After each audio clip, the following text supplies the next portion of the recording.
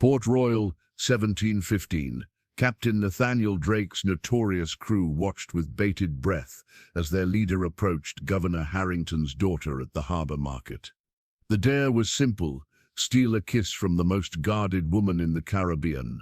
Dressed in stolen finery that barely concealed his pirate nature, Drake bowed before Eleanor Harrington with exaggerated courtesy. The crew expected screams, perhaps a slap, certainly the arrival of redcoats. Instead, Eleanor leaned forward, her voice carrying clearly across the suddenly silent marketplace. "Is this the best the feared Crimson Drake can muster?" A childish dare. Then, with a smile that contained both challenge and promise, she added words that would change the fate of the Caribbean forever. Captain Nathaniel Drake strode across the worn planks of the Crimson Lady's deck, the salt breeze tousling his dark hair as Port Royal's bustle faded behind them. His crew scurried about, avoiding their captain's gaze, their earlier mirth now tempered by uncertainty. Drake descended to his quarters, closing the door with a decisive thud. Alone at last, he exhaled deeply and removed his stolen finery, a nobleman's jacket and waistcoat that had served their purpose in the marketplace charade.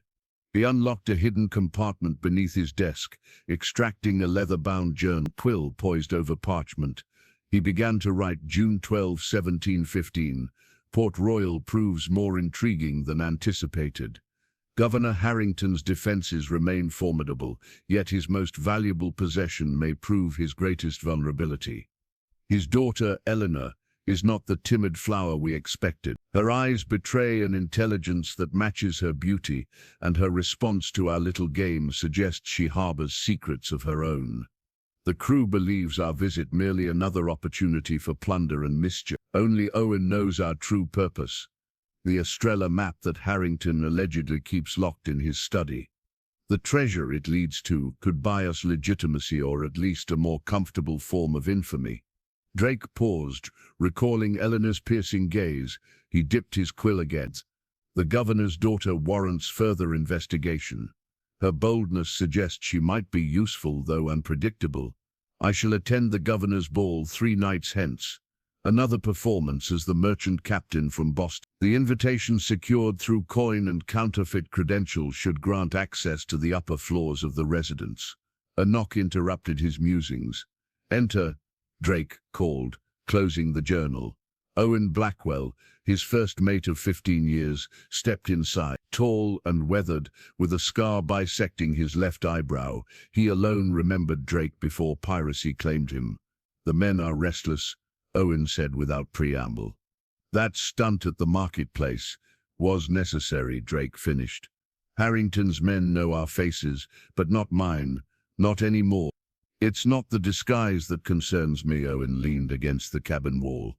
"It's the girl. The governor's daughter is not some tavern wench to be trifled with. She's dangerous." Drake raised an eyebrow. "Because of her father's position?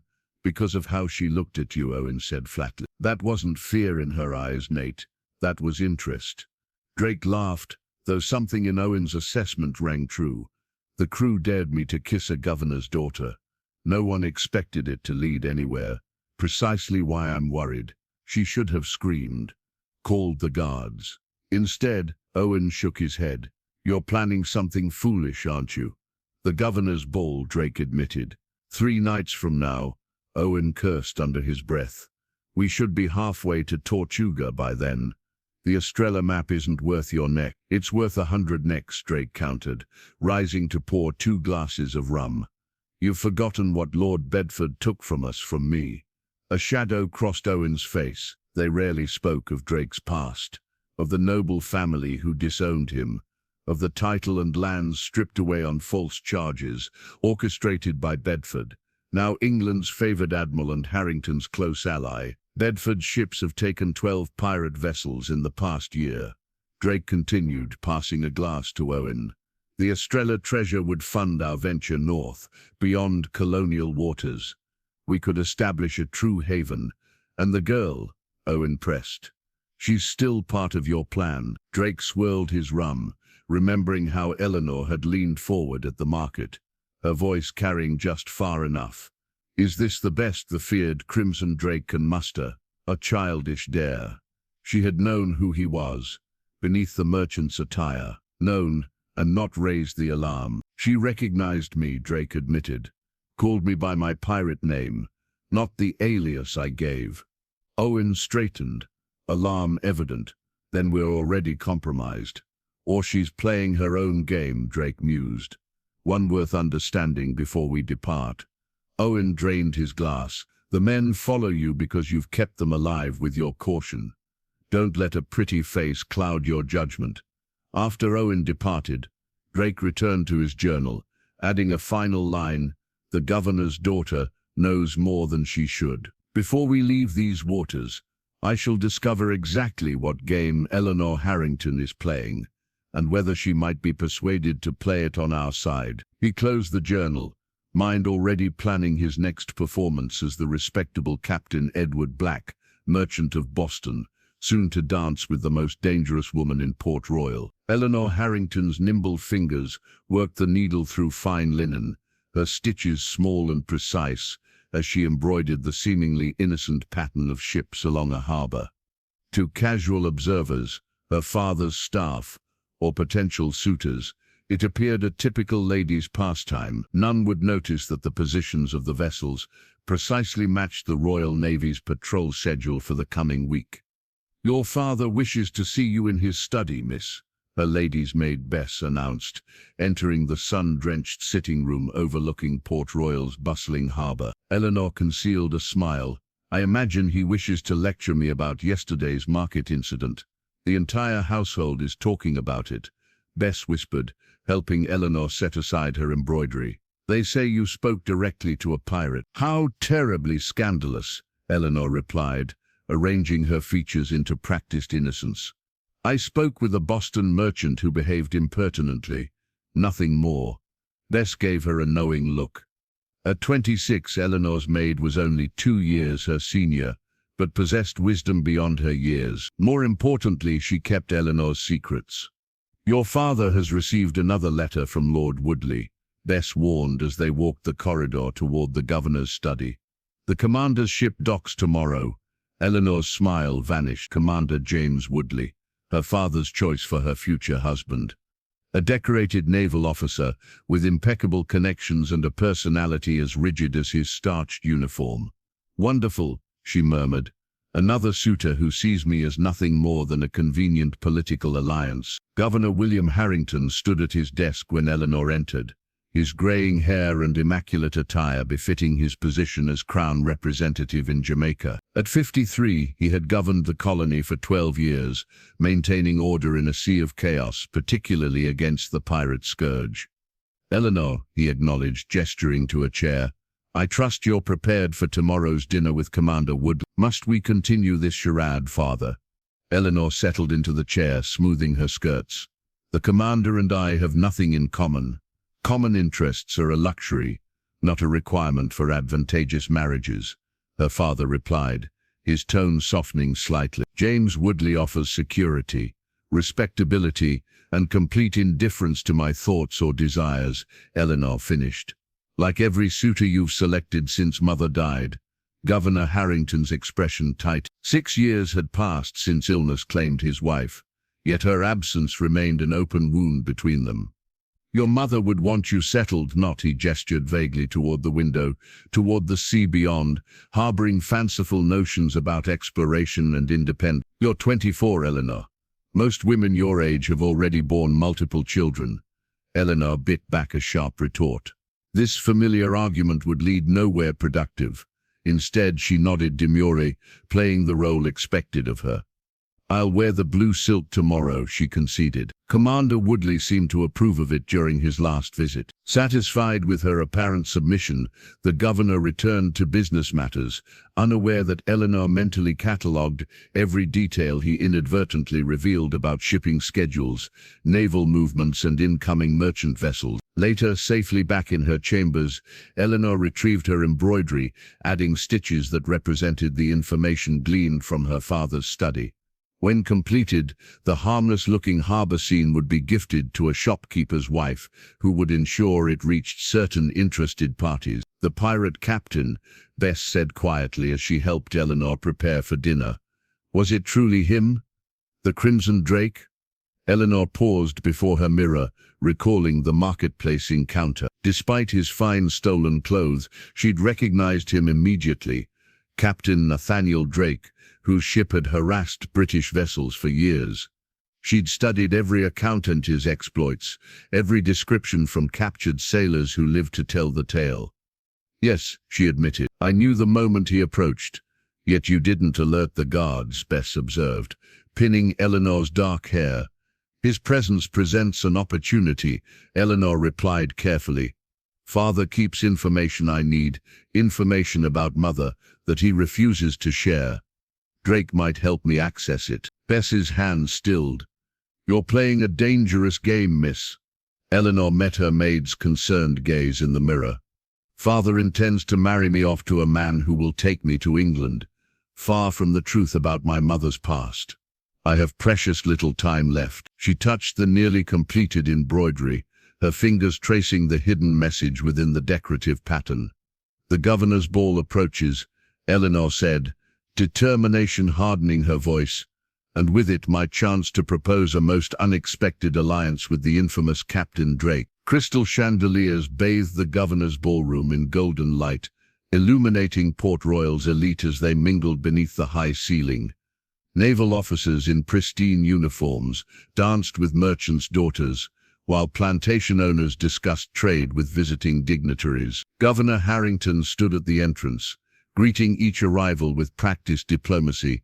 Eleanor watched from her position near the orchestra, absently fingering the dance card dangling from her wrist. Her blue silk gown, chosen to please Commander Woodley, complemented her eyes and dark hair, though the high collar felt suffocating in the Caribbean heat. "Your first dance remains unclaimed," Bess whispered, appearing with a glass of punch. "Commander Woodley's ship was delayed, but he's expected shortly." Eleanor suppressed a smile. How unfortunate. Her eyes scanned the room, searching for a particular face among the crowd. Would he come? Had her indirect invitation, conveyed through a trusted shopkeeper, reached him? "Miss Harrington," a cultured voice interrupted her thoughts. "Might I claim your first dance?" She turned to find a tall gentleman bowing before her. Though she'd only seen him once in the marketplace, she recognized him immediately, despite his transformation. The stolen merchant's attire had been replaced by an impeccably tailored suit of midnight blue. His dark hair was neatly tied back, and a jeweled pin adorned his cravat. No trace of the pirate remained visible, yet his eyes, intense and calculating, betrayed him. "Captain Black, from Boston," he introduced himself using the alias she'd learned through her network. "We met briefly at the harbor market." "I remember," Eleanor replied, handing him her dance card with practiced grace. "Though I believe you've been rather busy since our last encounter." A hint of weariness crossed his features as he marked his name on her card. "Business keeps me occupied," he replied carefully, though never too occupied to dance with the governor's daughter. The orchestra began a stately minuet. Eleanor placed her hand in his, acutely aware of calluses beneath his fine gloves. Hands that had climbed rigging and wielded cutlasses now guided her in perfect formal steps. "You dance remarkably well for a merchant captain," she observed, as they circled each other. "And you speak remarkably boldly for a governor's daughter," he countered, his voice low, "especially to a man you recognized as the Crimson Drake in the marketplace." Eleanor's heart quickened, though her steps never faltered. "Perhaps I find pirates more interesting than governors and commanders." "Interest can be dangerous, Miss Harrington. So can underestimating one's dance partner," she replied. They came together again, hands touching briefly as the dance required. "What game are you playing?" he asked, genuine curiosity in his voice. "One with high stakes," she answered, her eyes meeting his directly. "One that might interest a man seeking certain maps in my father's possession." His step hesitated almost imperceptibly. "You're well informed for someone supposedly sheltered from colonial dangers. My cage may be gilded, Captain, but its bars provide an excellent vantage point." The dance separated them temporarily, giving Eleanor a moment to scan the room. Her father remained occupied with visitors, unaware of her choice of partner. When they rejoined, Drake's expression had hardened. "Information has a price in these waters." "As does assistance," Eleanor countered. "My father's study contains items of interest to us both." "Us both?" A dangerous edge colored his tone. Before Eleanor could elaborate, a commotion at the entrance drew their attention. Commander James Woodley had arrived, resplendent in his naval uniform, adorned with medals of service. He immediately let her out, his eyes narrowing at the sight of her dance partner. "Your intended appears displeased," Drake observed, as the dance concluded. "He is not my intended," Eleanor corrected firmly. Drake bowed formally as the music ended. "We shall continue this discussion, Miss Harrington. The garden, eastern path. When the clock strikes 10, she whispered, curtsying. As Drake withdrew, Commander Woodley approached, with the governor at his side. "Eleanor, my dear," her father beamed. "Commander Woodley has returned with excellent news. He's been promoted to lead the anti-piracy fleet for the entire Northern Caribbean." "Congratulations, Commander," Eleanor offered with a practiced smile. Woodley took her hand, pressing his lips to it longer than propriety dictated. "I've thought of little else but returning to Port Royal and to you, Miss Harrington. You honor me with your attention," she replied mechanically, her eyes briefly meeting Drake's across the room as he observed the exchange with unreadable intensity. As Woodley claimed her next dance, Eleanor's fingertips brushed the card at her wrist. There, beside Captain Edward Black's elegantly written name, she had discreetly added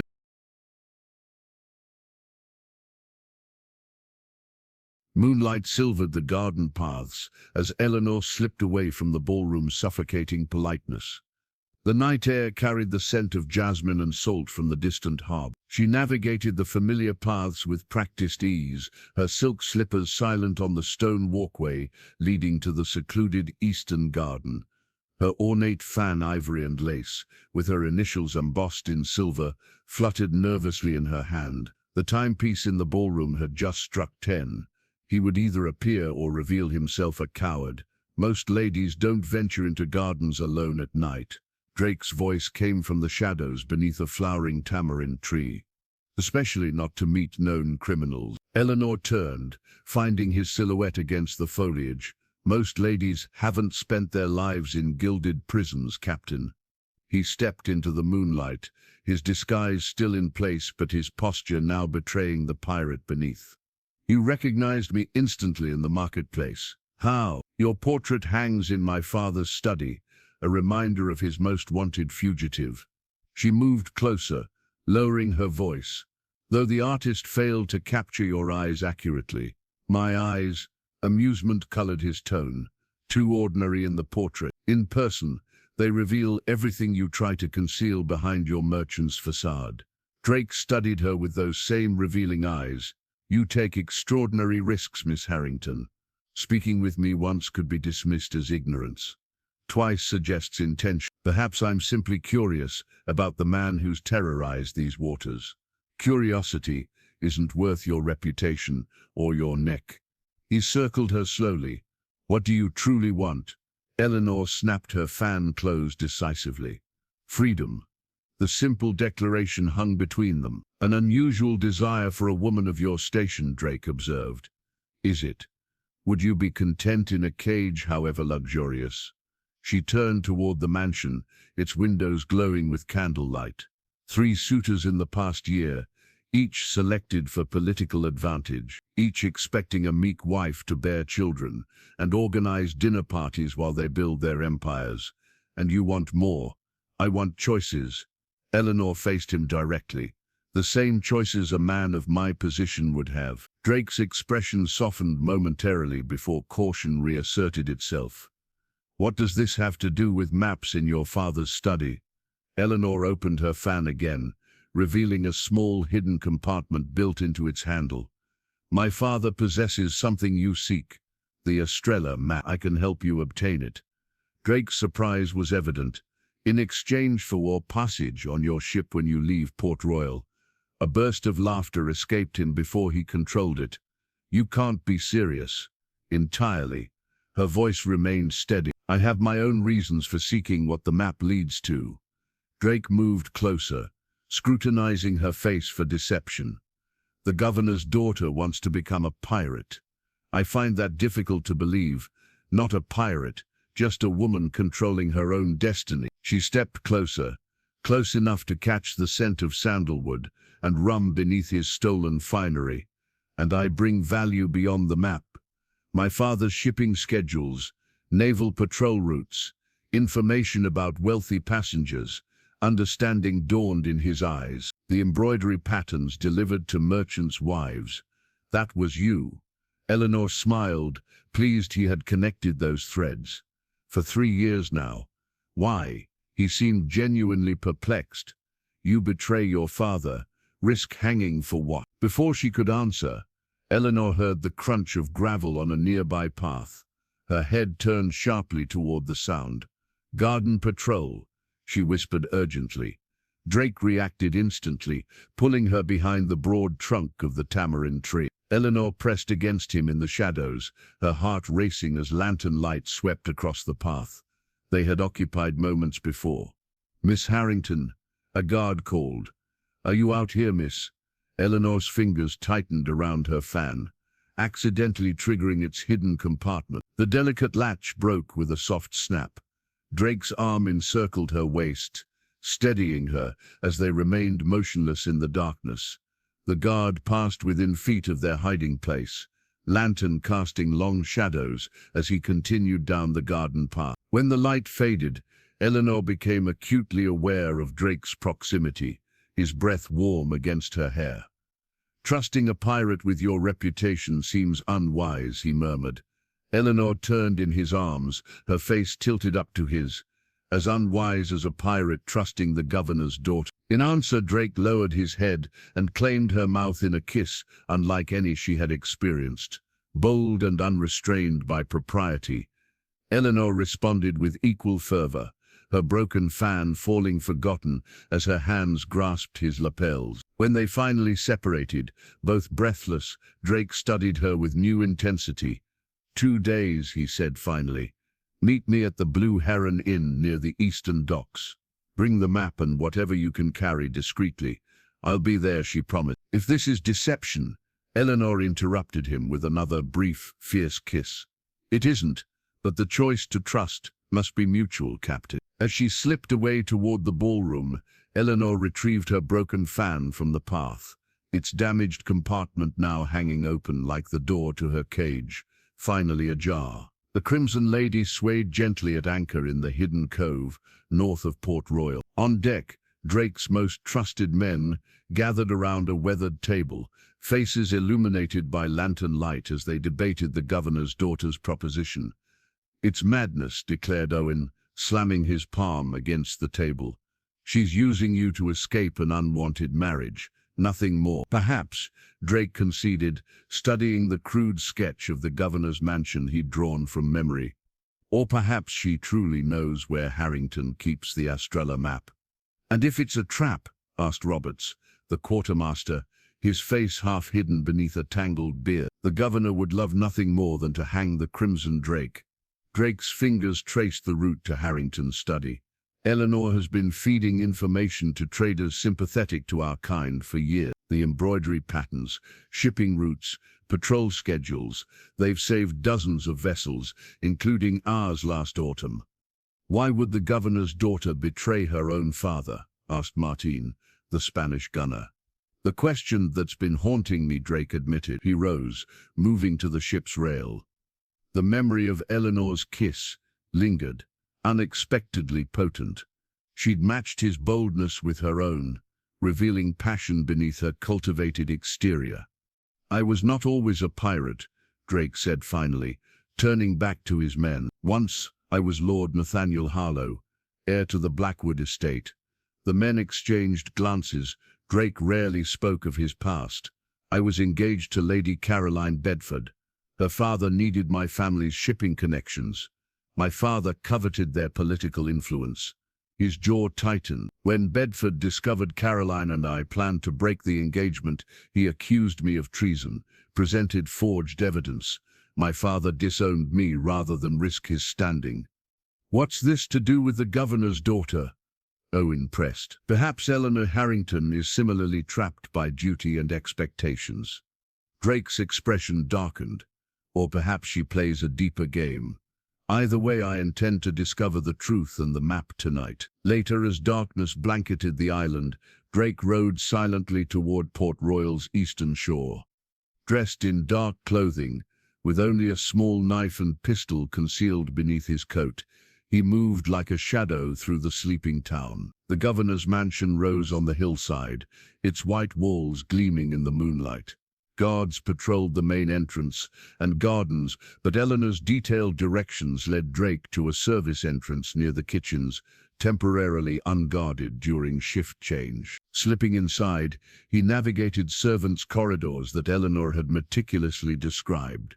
Twice he pressed into alcoves as sleepy maids or footmen passed. Finally, he reached the second floor, where family quarters lay.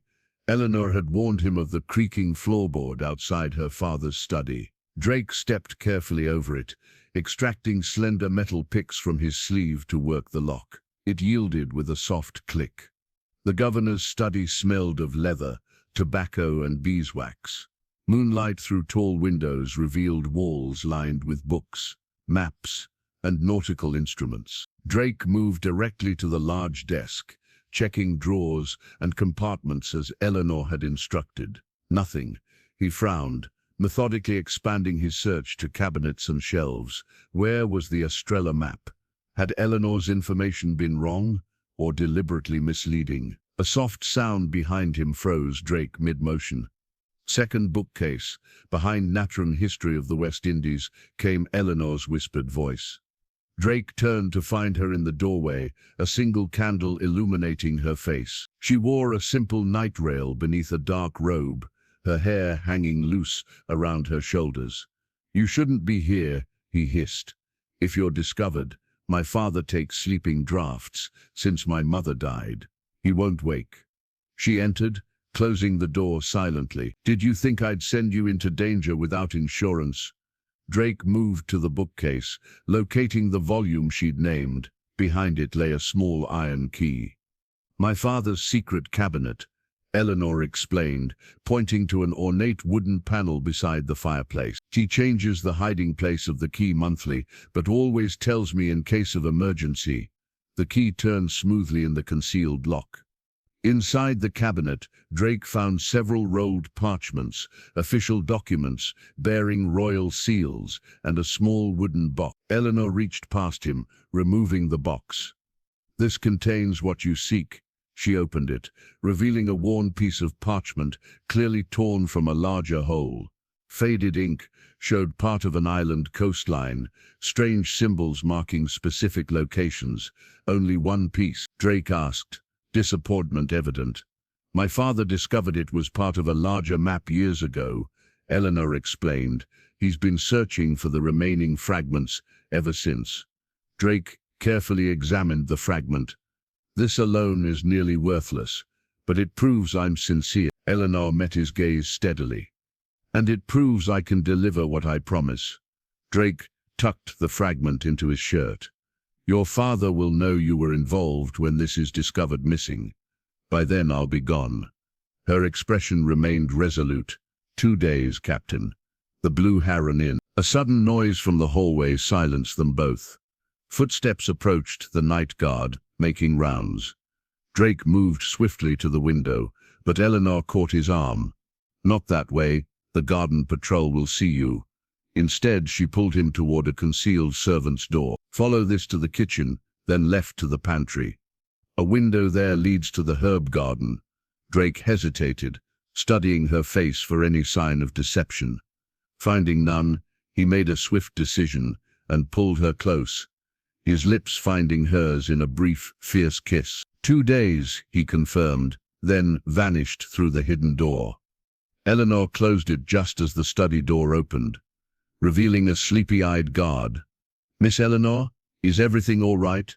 "Just retrieving a book, Thomas," she replied easily, holding up a random volume. "I couldn't sleep." As the guard escorted her back to her chambers, Eleanor's fingers closed around a small object Drake had pressed into her palm.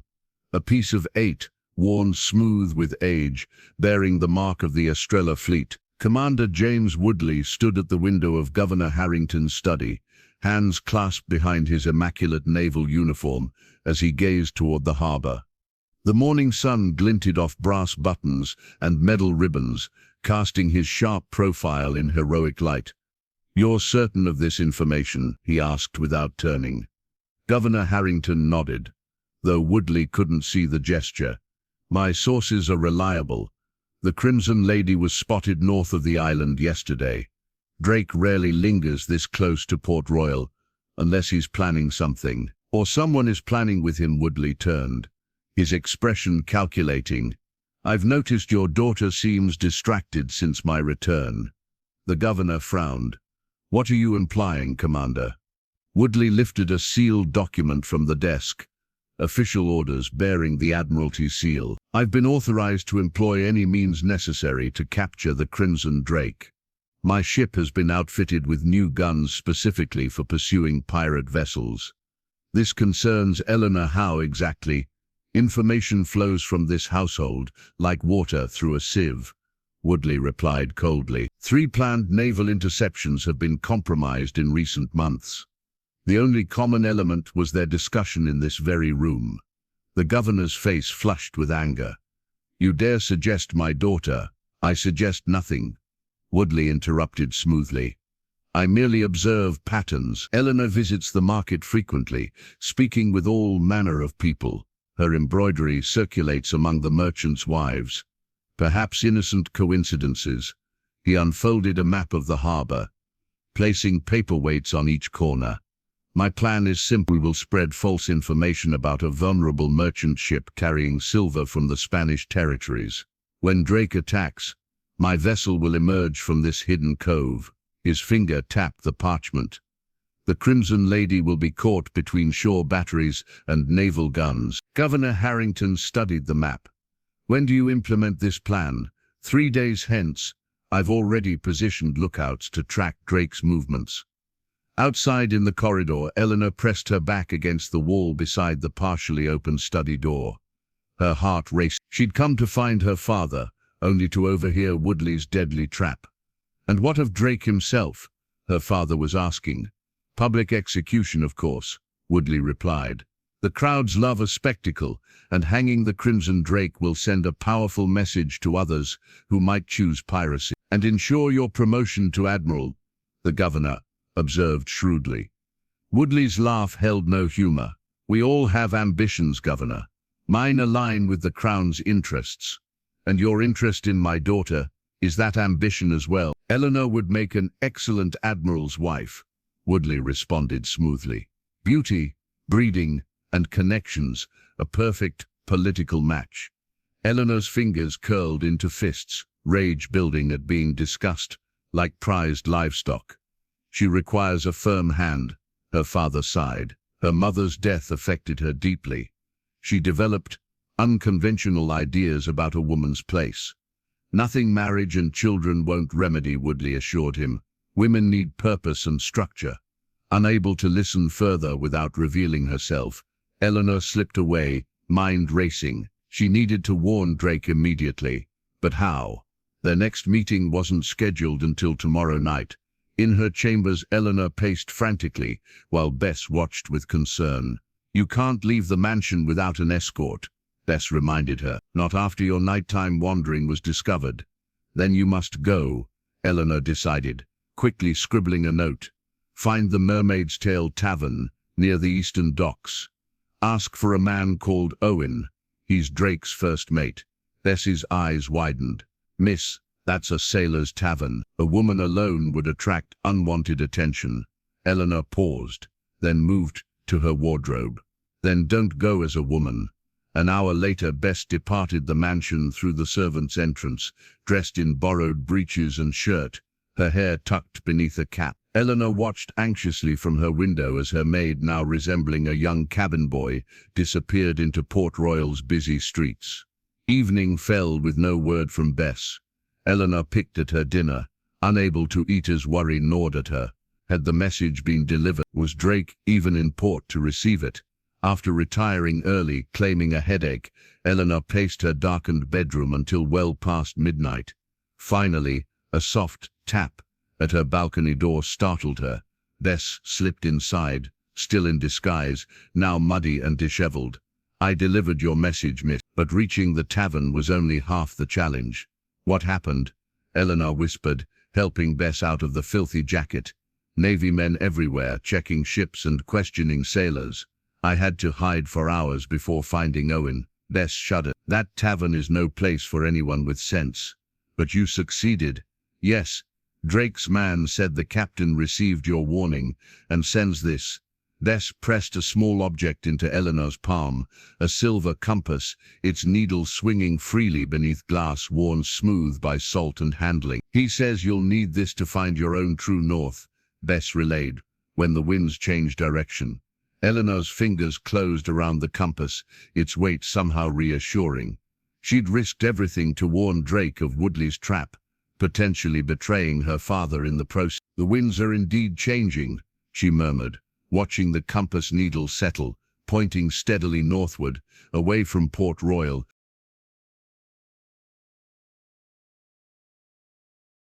Drake paced the worn floorboards of the Blue Heron Inn's private backroom, the silver compass turning restlessly between his fingers. Outside, rain battered Port Royal, providing cover for clandestine movements, but also limiting visibility for his lookouts, positioned along the harbor. "She's late," Owen observed from his position by the window, where he monitored the narrow alley for any sign of naval patrols. "She'll come," Drake replied with more confidence than he felt. Owen snorted. "If her warning about Woodley's trap was genuine, she's risking her neck merely by leaving the governor's mansion." The door creaked open, admitting Martin, water streaming from his oilskin coat. "Two naval officers asking questions, 3 streets over," he reported in his accented English. "They're moving methodically through the eastern quarter." Drake nodded, unsurprised. "Woodley's no fool. He knows we wouldn't fall for his false merchant ship without verification, which makes your plan equally foolish," Owen countered. "Deliberately sailing close enough to be spotted, then appearing to flee." "Appearing is the operative word," Drake smiled thinly. "The Crimson Lady will be visible just long enough for Woodley to give chase, while we circle back in the storm's cover to retrieve our passenger." "If she comes," Owen emphasized. As if summoned by doubt, a sharp knock pattern sounded on the back door. Martin drew his pistol while Owen opened it cautiously. Eleanor stepped inside, water cascading from her hooded cloak. Beneath it, she wore men's breeches and a plain shirt, practical for movement but shocking for a woman of her station. A small leather satchel hung across her body. "You're alone?" Drake asked, quickly assessing her appearance. Bess created a diversion, claimed to see rats in the kitchen. Eleanor explained, pulling back her hood. "The household is in chaos, and I slipped out through the servants' garden. No one will notice my absence until morning." Drake gestured toward a rough table where a map of the Caribbean lay spread beneath a lantern. "Woodley's trap is more extensive than your warning suggested. He's positioned lookouts at all major promontories and has 2 ships, not 1. Eleanor studied the map, her wet hair falling forward. "He received additional orders yesterday, approval for whatever resources he requires to capture you." Owen exchanged a meaningful glance with Drake. "The Crown doesn't commit such resources for an ordinary pirate." "Which suggests they know about the Estrella treasure," Drake concluded. Eleanor looked up sharply. "Or they know who you really are, Lord Harlow." Silence fell, broken only by rain drumming against the shuttered windows. "You've been busy with your investigations," Drake finally said, voice dangerously quiet. "Information flows both ways. Eleanor replied steadily. My father's records mention a young nobleman accused of treason 5 years ago. His family disowned him rather than face charges themselves. Ancient history, Drake dismissed, though tension lined his face. Recent enough that Lord Bedford still considers you a threat. Eleanor countered. He's Commander Woodley's patron and has personal interest in your capture. Drake's knuckles whitened around the silver compass. Bedford, you're certain? His letters to my father mention you specifically, not the Crimson Drake. Nathaniel Harlow. Eleanor's gaze held the man who was engaged to his daughter before mysteriously turning traitor. Owen cursed softly in the background. This changes things. It changes nothing, Drake snapped. The plan proceeds. Martine, return to the ship and signal readiness. Owen, secure our exit route. Both men departed, leaving Drake alone with Eleanor. In the lantern light she appeared both vulnerable and determined, water still dripping from her cloak onto the rough wooden floor. You didn't mention Bedford's involvement before, Drake said, struggling to maintain his composure. I needed leverage, she admitted. Insurance that you wouldn't leave without me once you had the map fragment. A dangerous game, manipulating a pirate. No more dangerous than trusting one, Eleanor countered. She reached for the compass, still clutched in his hand. You sent this to me. Why? Drake surrendered the silver instrument, watching as she examined it. It belonged to my navigator when I first went to sea as a midshipman. He told me it always points to what you truly seek, if you're honest with yourself. Eleanor tested the needle, watching it swing before settling firmly northward. And what do you truly seek, Captain? Treasure? Revenge against Bedford? Or something else entirely?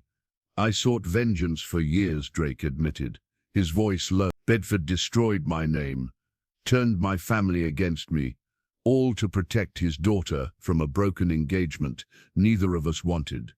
And now, Drake's gaze traveled to the map, tracing the route to the Estrella treasure. Now I seek freedom, a new beginning somewhere beyond British reach. Then our purposes align. Eleanor placed the compass on the map, directly over a small, unmarked island, because I seek exactly the same thing. Thunder rumbled outside as their eyes met across the table. The lantern flickered, casting shifting shadows across their faces. We leave in 1 hour, Drake decided.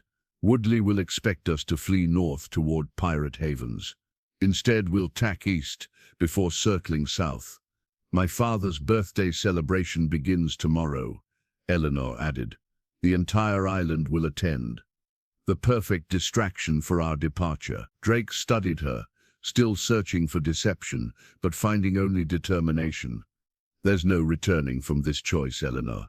You're abandoning privilege, security, your entire world. Eleanor touched the compass again, its needle unwavering in its direction. I'm not abandoning anything worth keeping, she said softly, and perhaps finding something worth having. Dawn light filtered through the curtains of Eleanor's bedchamber as she meticulously folded a final silk gown and placed it aside, a decoy for the maids who would discover her absence by midday. Her actual provisions were far more practical: sturdy clothes, a small purse of coins, her mother's miniature portrait, and the silver compass from Drake. A soft knock preceded Bess's entrance. The household is waking, she whispered. Cook's already complaining about preparations for your father's celebration. Eleanor nodded, retrieving a small leather folio from beneath her mattress. I've prepared travel documents for both of us. They only need my father's seal. Bess's eyes widened.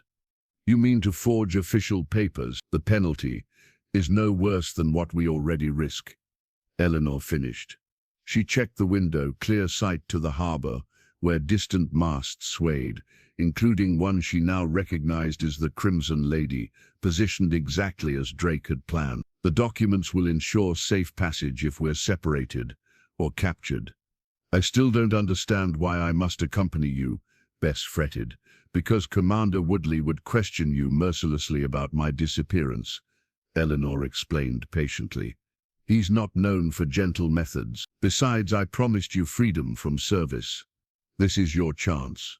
While Bess gathered her own meager possessions, Eleanor slipped from the bedroom into her father's empty study. The governor had departed at first light to inspect preparations for his birthday celebration in the town square, an annual tradition that drew colonists from across the island. Eleanor moved directly to the ornate desk, opening the locked drawer with a hairpin as she'd practiced countless times before.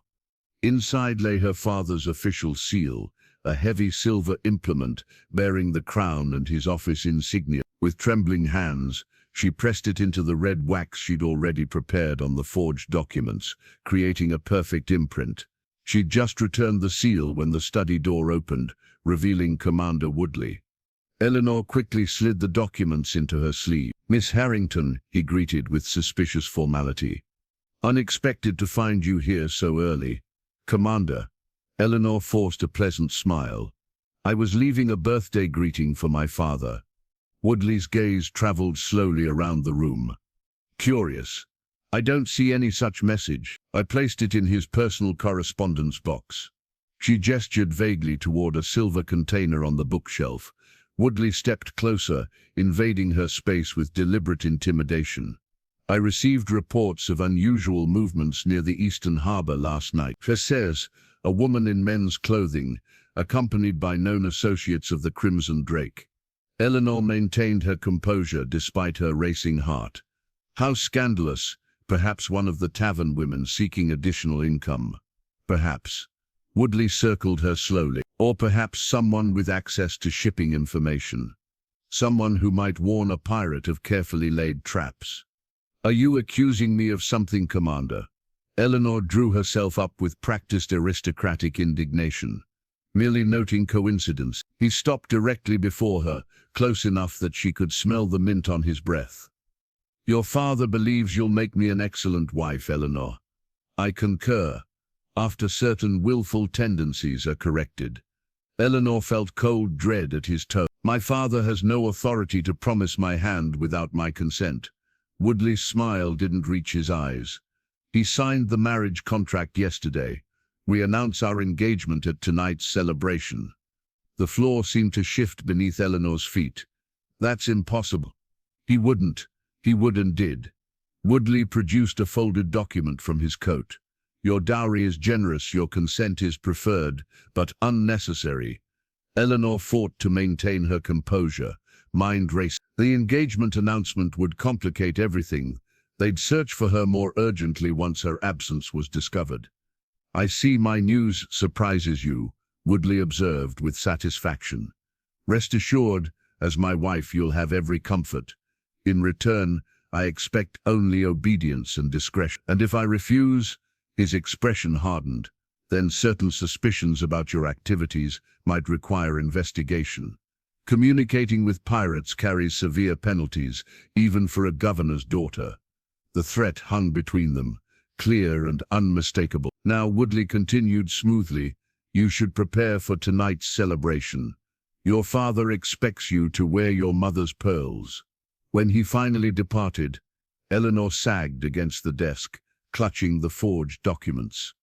The stakes had risen dramatically. She was now fleeing not just an unwanted life, but a forced marriage to a man who clearly suspected her activities and would use them as leverage. She needed to warn Drake that their departure might face complications. Checking that the corridor was empty, Eleanor slipped from the study and hurried toward the servants' stairs, her mind already formulating contingencies. In her chamber she found Bess securing their provisions into unobtrusive bundles. "Change of plans," Eleanor announced quietly. "We leave immediately. Woodley suspects something, and my father has apparently agreed to our engagement without consulting me." Bess gasped. "But the captain expects us tonight during the celebration." Eleanor retrieved the silver compass, watching its needle point steadfastly toward the harbor, toward freedom. "Then we'll wait in hiding near the rendezvous point," she decided. "Better hours of discomfort than a lifetime as Woodley's prisoner." She tucked her father's seal into her pocket, not just a tool for forgery now, but a final act of rebellion against the authority that had constrained her entire life. Night fell over Port Royal like a velvet curtain, punctuated by torches and lanterns as the governor's birthday celebration illuminated the town square. Music and laughter drifted on the warm air while Eleanor crouched in the shadows of a disused boathouse near the eastern wharf. Bess huddled nervously beside her.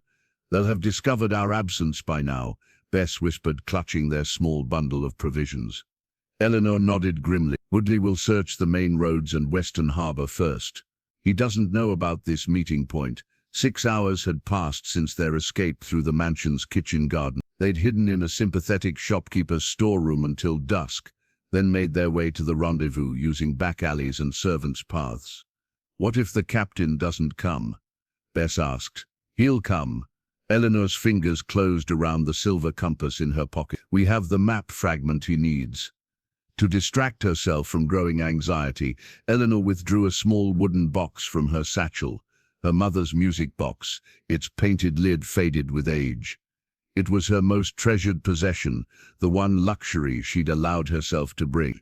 "Your mother's music box," Bess observed. "I haven't seen you play it in years. Father considered it frivolous after she died." Eleanor ran her fingers over the intricate inlay, "But I couldn't leave it behind." She wound the small key and a delicate melody filled their hiding place, a Spanish lullaby her mother had often hummed while brushing Eleanor's hair. The familiar notes brought unexpected tears to her eyes. As the music played, Eleanor noticed something odd. A corner of the decorative base seemed misaligned, the wood grain not matching perfectly. Curious, she pressed the spot, and to her astonishment, a hidden compartment slid open. "What is it?" Bess leaned close. Eleanor carefully extracted the compartment's contents. A folded piece of parchment and a small leather-bound journal. "I never knew this was here," she murmured, unfolding the parchment first. In the dim light she could make out elegant handwriting, her mother's, and what appeared to be a partial map, its edges jagged where it had been torn. The landmarks and symbols appeared strikingly familiar. "It matches," she gasped, comparing it mentally to the fragment she'd stolen from her father's cabinet. "This is another piece of the Estrella map." Bess peered over her shoulder. "Your mother had a piece all along." "How?" Eleanor opened the journal with trembling fingers, skimming entries dated nearly 25 years earlier. April 18, 1690.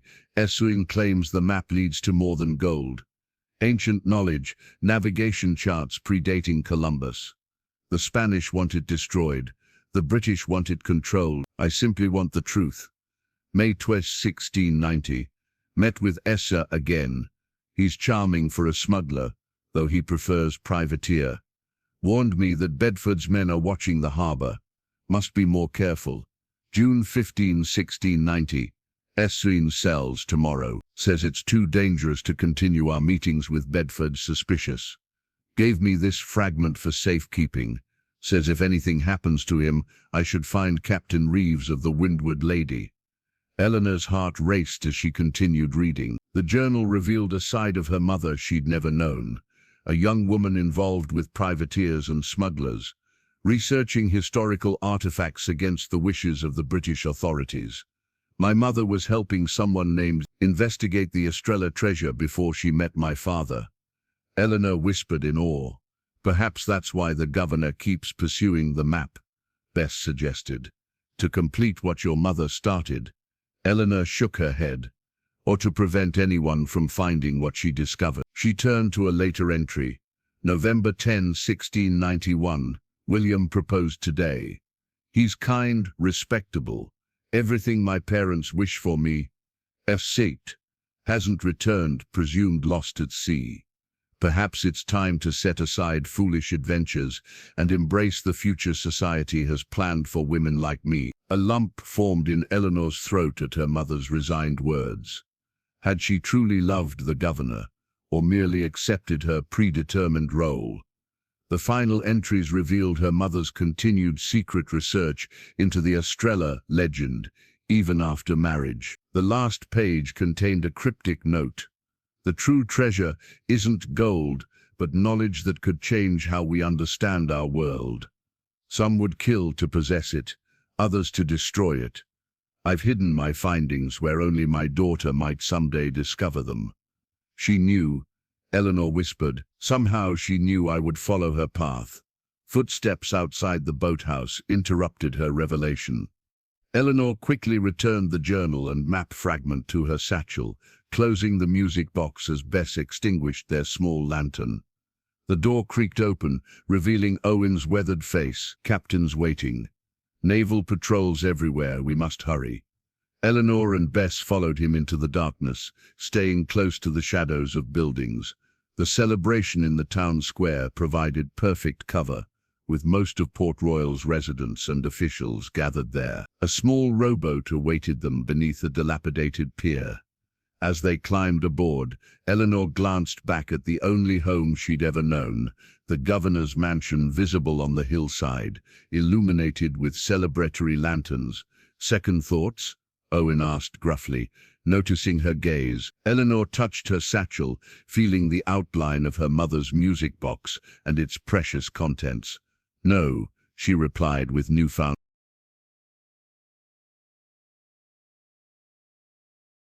Torches illuminated the town square as Port Royal's elite gathered to celebrate Governor Harrington's birthday.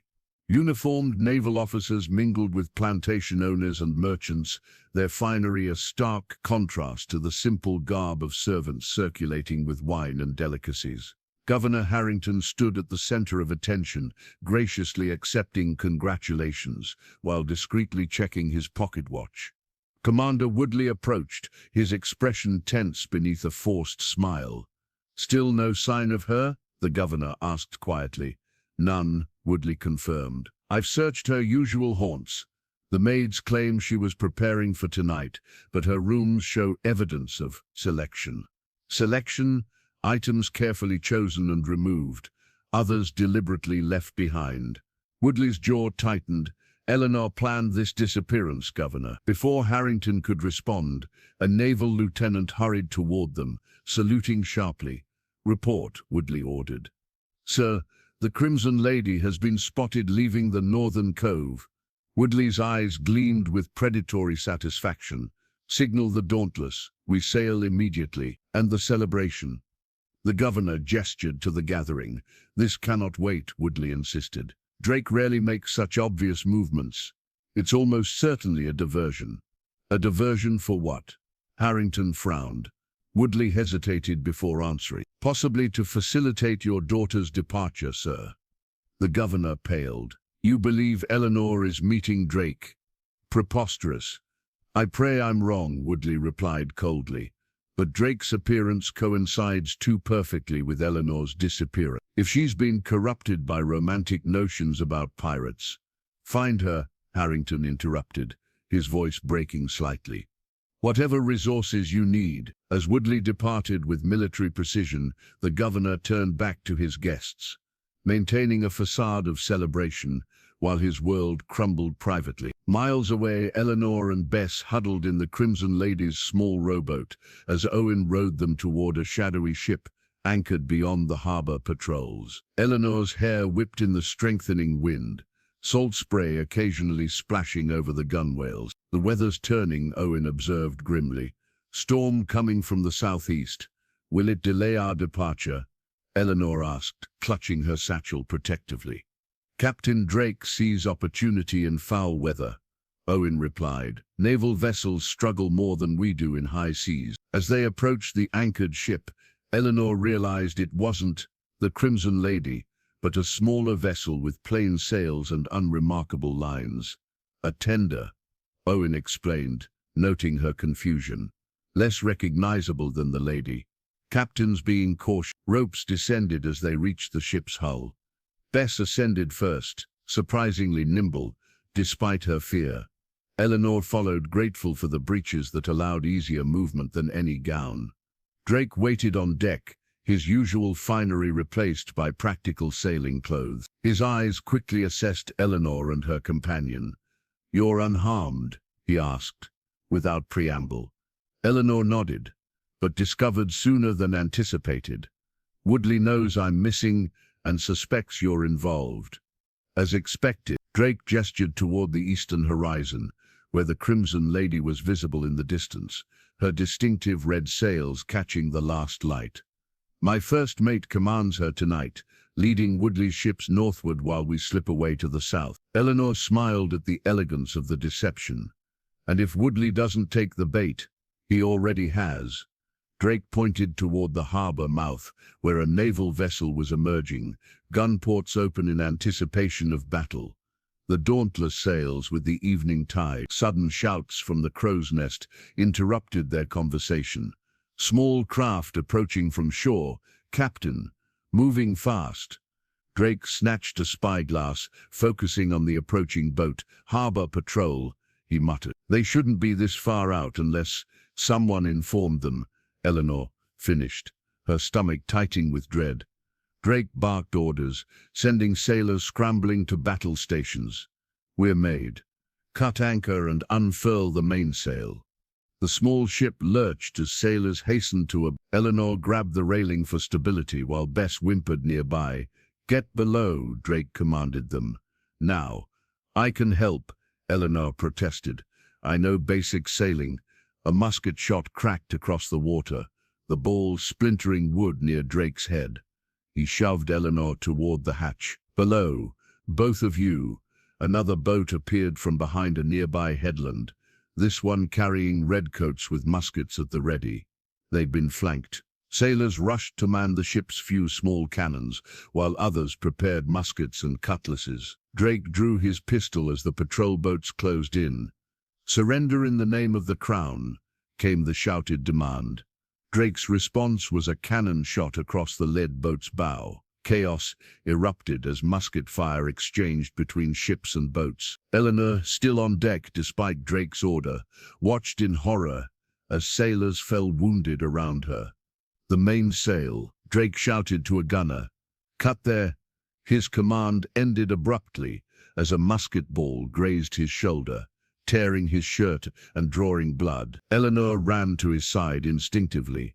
"It's nothing," he grimaced, pushing her toward the hatch again. "Below deck. Now." Before she could comply, redcoats swarmed over the starboard rail, cutlasses drawn. Drake pushed Eleanor behind him, firing his pistol at the first boarder before drawing his own blade. Steel clashed against steel as pirates and soldiers engaged in desperate combat. Eleanor backed toward the hatch, pulling Bess with her, when a redcoat blocked their path. "Governor's daughter," he sneered, reaching for her arm. "Commander Woodley will be pleased." Drake appeared behind the soldier, bringing his pistol butt down hard on the man's head. As the redcoat crumpled, Drake grabbed Eleanor's arm. "The stern launch," he ordered, pulling her toward the ship's rear. "It's your only chance." "What about you?" Eleanor resisted, watching more soldiers boarding. "I'll hold them off," Drake replied, pressing a blood-stained cravat into her hand. "Find the Crimson Lady. Tell Owen what happened." A cannon boomed from the harbor entrance. The Dauntless had spotted them. Their time had run out. "Go." Drake pushed her toward the stern, where Bess already waited in a small boat.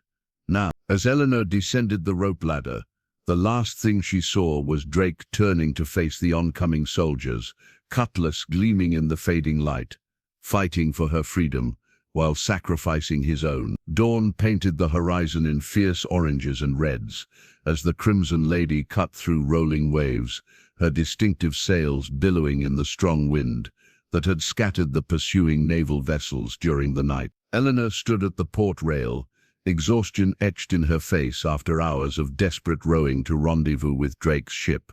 Drake's blood-stained cravat still clutched in her hand. "You should rest," Owen suggested, approaching with a steaming mug of grog.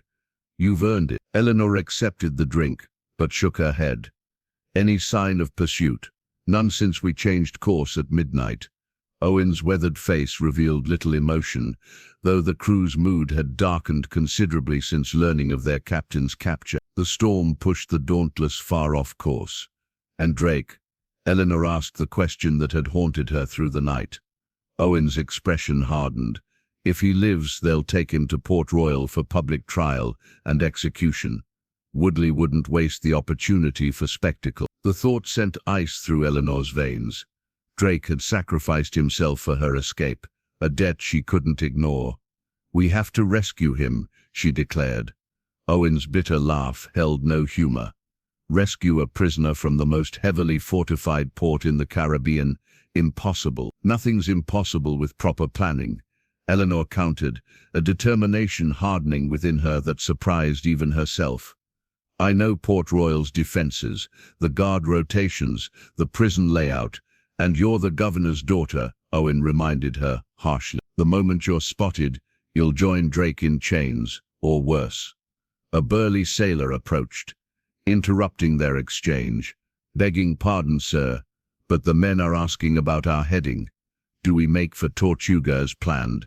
Owen hesitated, glancing at Eleanor. An unspoken question hung between them. Who commanded the Crimson Lady in Drake's absence? "Gather the crew," Eleanor said suddenly. "All of them?" Owen raised an eyebrow but nodded to the sailor, who departed to spread the word. Within minutes the ship's company assembled on the main deck, nearly 50 men of various ages and origins, their expressions ranging from suspicious to curious as they regarded the governor's daughter. Eleanor moved to the quarterdeck where all could see her, Drake's bloodied cravat now tied around her wrist. "Your captain saved my life last night," she began, her voice carrying across the suddenly silent deck.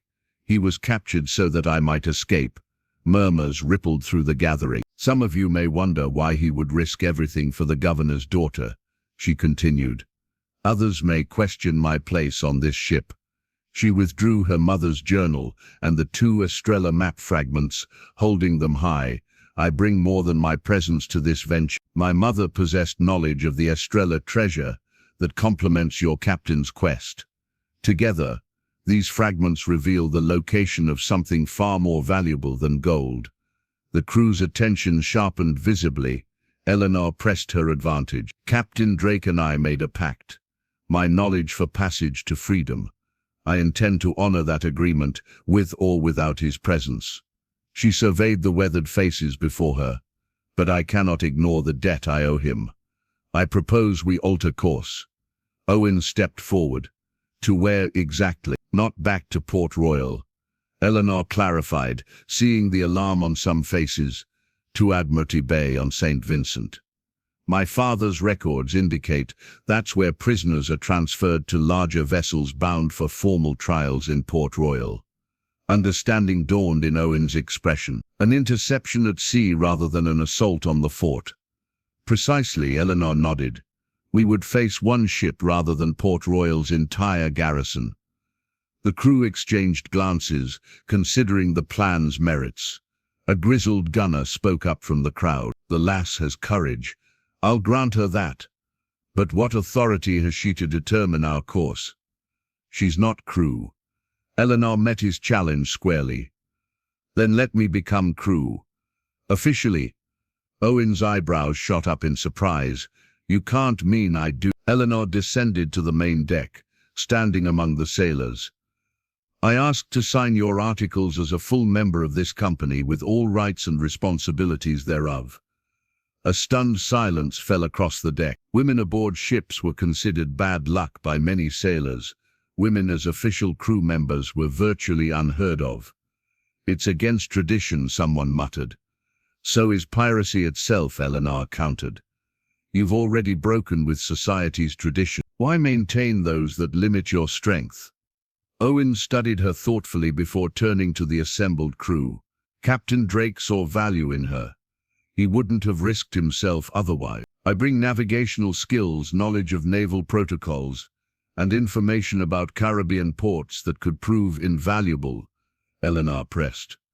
"Test me if you doubt my ability." The quartermaster, a methodical man named Harris, stepped forward with the ship's articles, the document all crew members signed when joining, outlining their rights to vote, share in prizes, and receive compensation for injury. "If she signs, she works like any other hand," Harris stated firmly. "No special treatment for being a woman or a governor's daughter." "Agreed," Eleanor said without hesitation, And she shares the same risks, added another voice, including hanging if we're captured. Eleanor met his gaze steadily. I already face that risk. Woodley will see me hanged for treason regardless. After further debate, a vote was called. To Eleanor's relief, the majority supported her inclusion, though many remained skeptical. As Harris presented the articles and a quill, Bess pushed forward through the crowd. If Miss Eleanor signs, then I must too, she declared, her voice quavering slightly, but determined. We came together, we stay together. Eleanor signed her name with a flourish, officially joining the pirate crew that had been her father's sworn enemies. As Bess added her mark beside Eleanor's signature, a sense of finality washed over them both. There was truly no returning to their former lives now. Owen rolled up the articles, regarding Eleanor with newfound respect. Welcome aboard. The Crimson Lady, Miss Harrington. Now perhaps you'd care to explain your plan for intercepting a naval prison transport. Afternoon's sun beat down mercilessly as Eleanor adjusted the ship's course, her hands steady on the wheel despite blistered palms unused to such labor. 3 days at sea had transformed the governor's daughter. Her skin wind-burned, her once soft hands toughened, her bearing increasingly confident as she mastered each task assigned.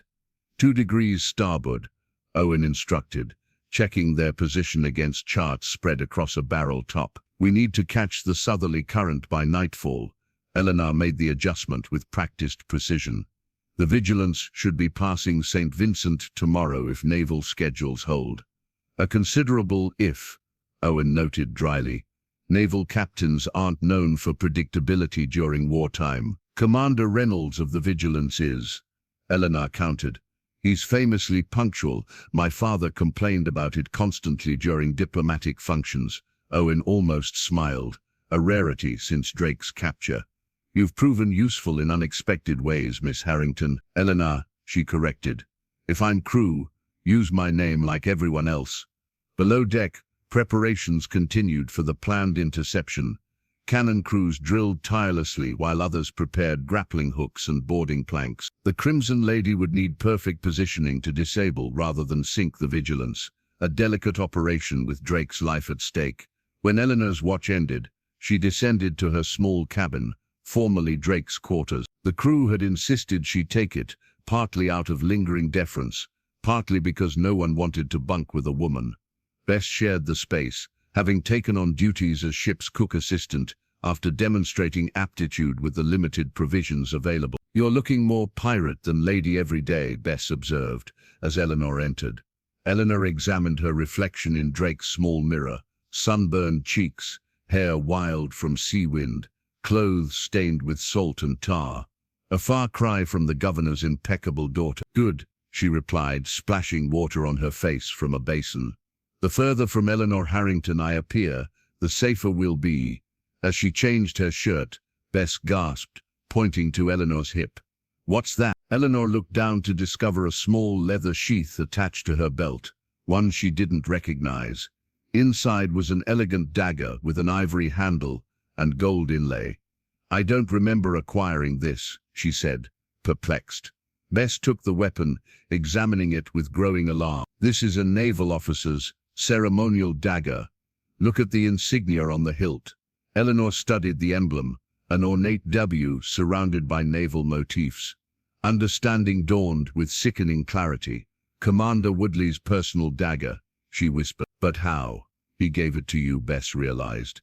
Remember, that night after the spring reception, when he insisted on escorting you home, said a lady should have protection even with guards present. The memory returned, Woodley pressing the sheathed dagger into her hands despite her protests, his fingers lingering too long against hers. She'd hidden it in her trunk, forgotten until packing for their escape. If the crew finds this, Eleanor didn't need to finish the thought. A naval officer's weapon in her possession would raise immediate suspicions about her loyalties. A sudden commotion above deck interrupted their conversation. Shouts and running footsteps prompted Eleanor to quickly conceal the dagger beneath her mattress before hurrying topside, Bess following close behind. Crew members had gathered amidships where Martine held a struggling young sailor by the collar. Owen pushed through the crowd, face thunderous. Found him going through the captain's sea chest, Martin explained. Had this in his pocket. He held up a familiar silver compass. Drake's gift to Eleanor. That's mine, Eleanor stated firmly, stepping forward. Given to me by Captain Drake himself. The accused sailor, Fletcher, barely 18 and new to the crew, spat on the deck. The governor's daughter claims our captain's possessions. How convenient. Owen's expression hardened. Explain yourself, Fletcher. Why trust her? Fletcher's eyes narrowed with suspicion. She appears the day before captain's captured. Carries naval documents. Now she has us sailing straight toward a royal warship. Murmurs rippled through the gathering. Eleanor felt the crew's fragile trust wavering.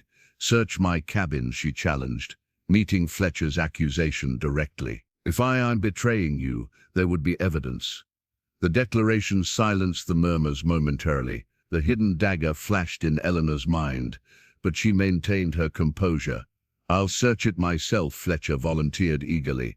No, Owen intervened. Harris and I will conduct any search, as ship's articles demand. Eleanor's heart raced as Owen and the quartermaster disappeared below deck. The crew watched her with renewed suspicion, Fletcher's accusation having found fertile ground in their existing doubts. Minutes stretched endlessly until Owen returned, his expression unreadable. Eleanor held her breath, certain they'd discovered Woodley's dagger. Nothing suspicious found, Owen announced flatly.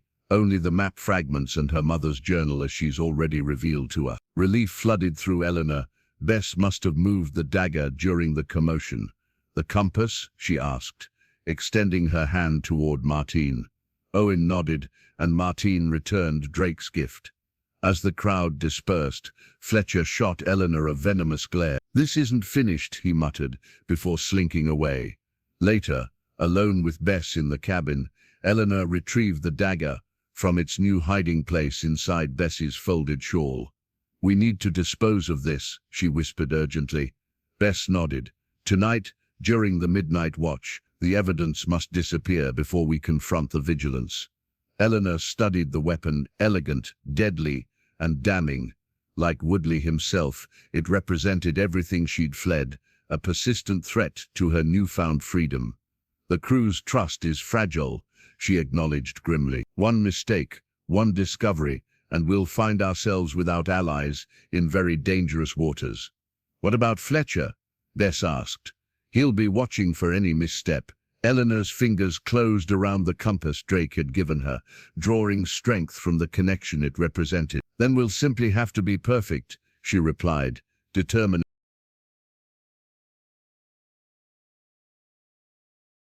Fog shrouded the waters off St. Vincent, transforming the Crimson Lady into a phantom ship as she lay in wait along the naval transport route.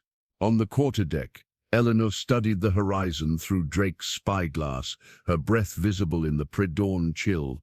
Sail sighted, called the lookout from the crow's nest. Northeast, 2 leagues. Owen joined Eleanor at the rail, his own glass trained on the approaching vessel. Naval colors. Appears to be the Vigilance. Eleanor nodded, tension coiling in her stomach. Right on schedule. Signal the gun crews to prepare, Owen ordered a nearby sailor. Remember, disable, don't sink. Aim for the masts and rigging. As the crew moved with practiced efficiency, Eleanor touched Drake's silver compass for reassurance. After days of sailing and planning, the moment of truth had arrived. You should go below, Owen suggested, not unkindly. This will turn bloody. My plan, my risk.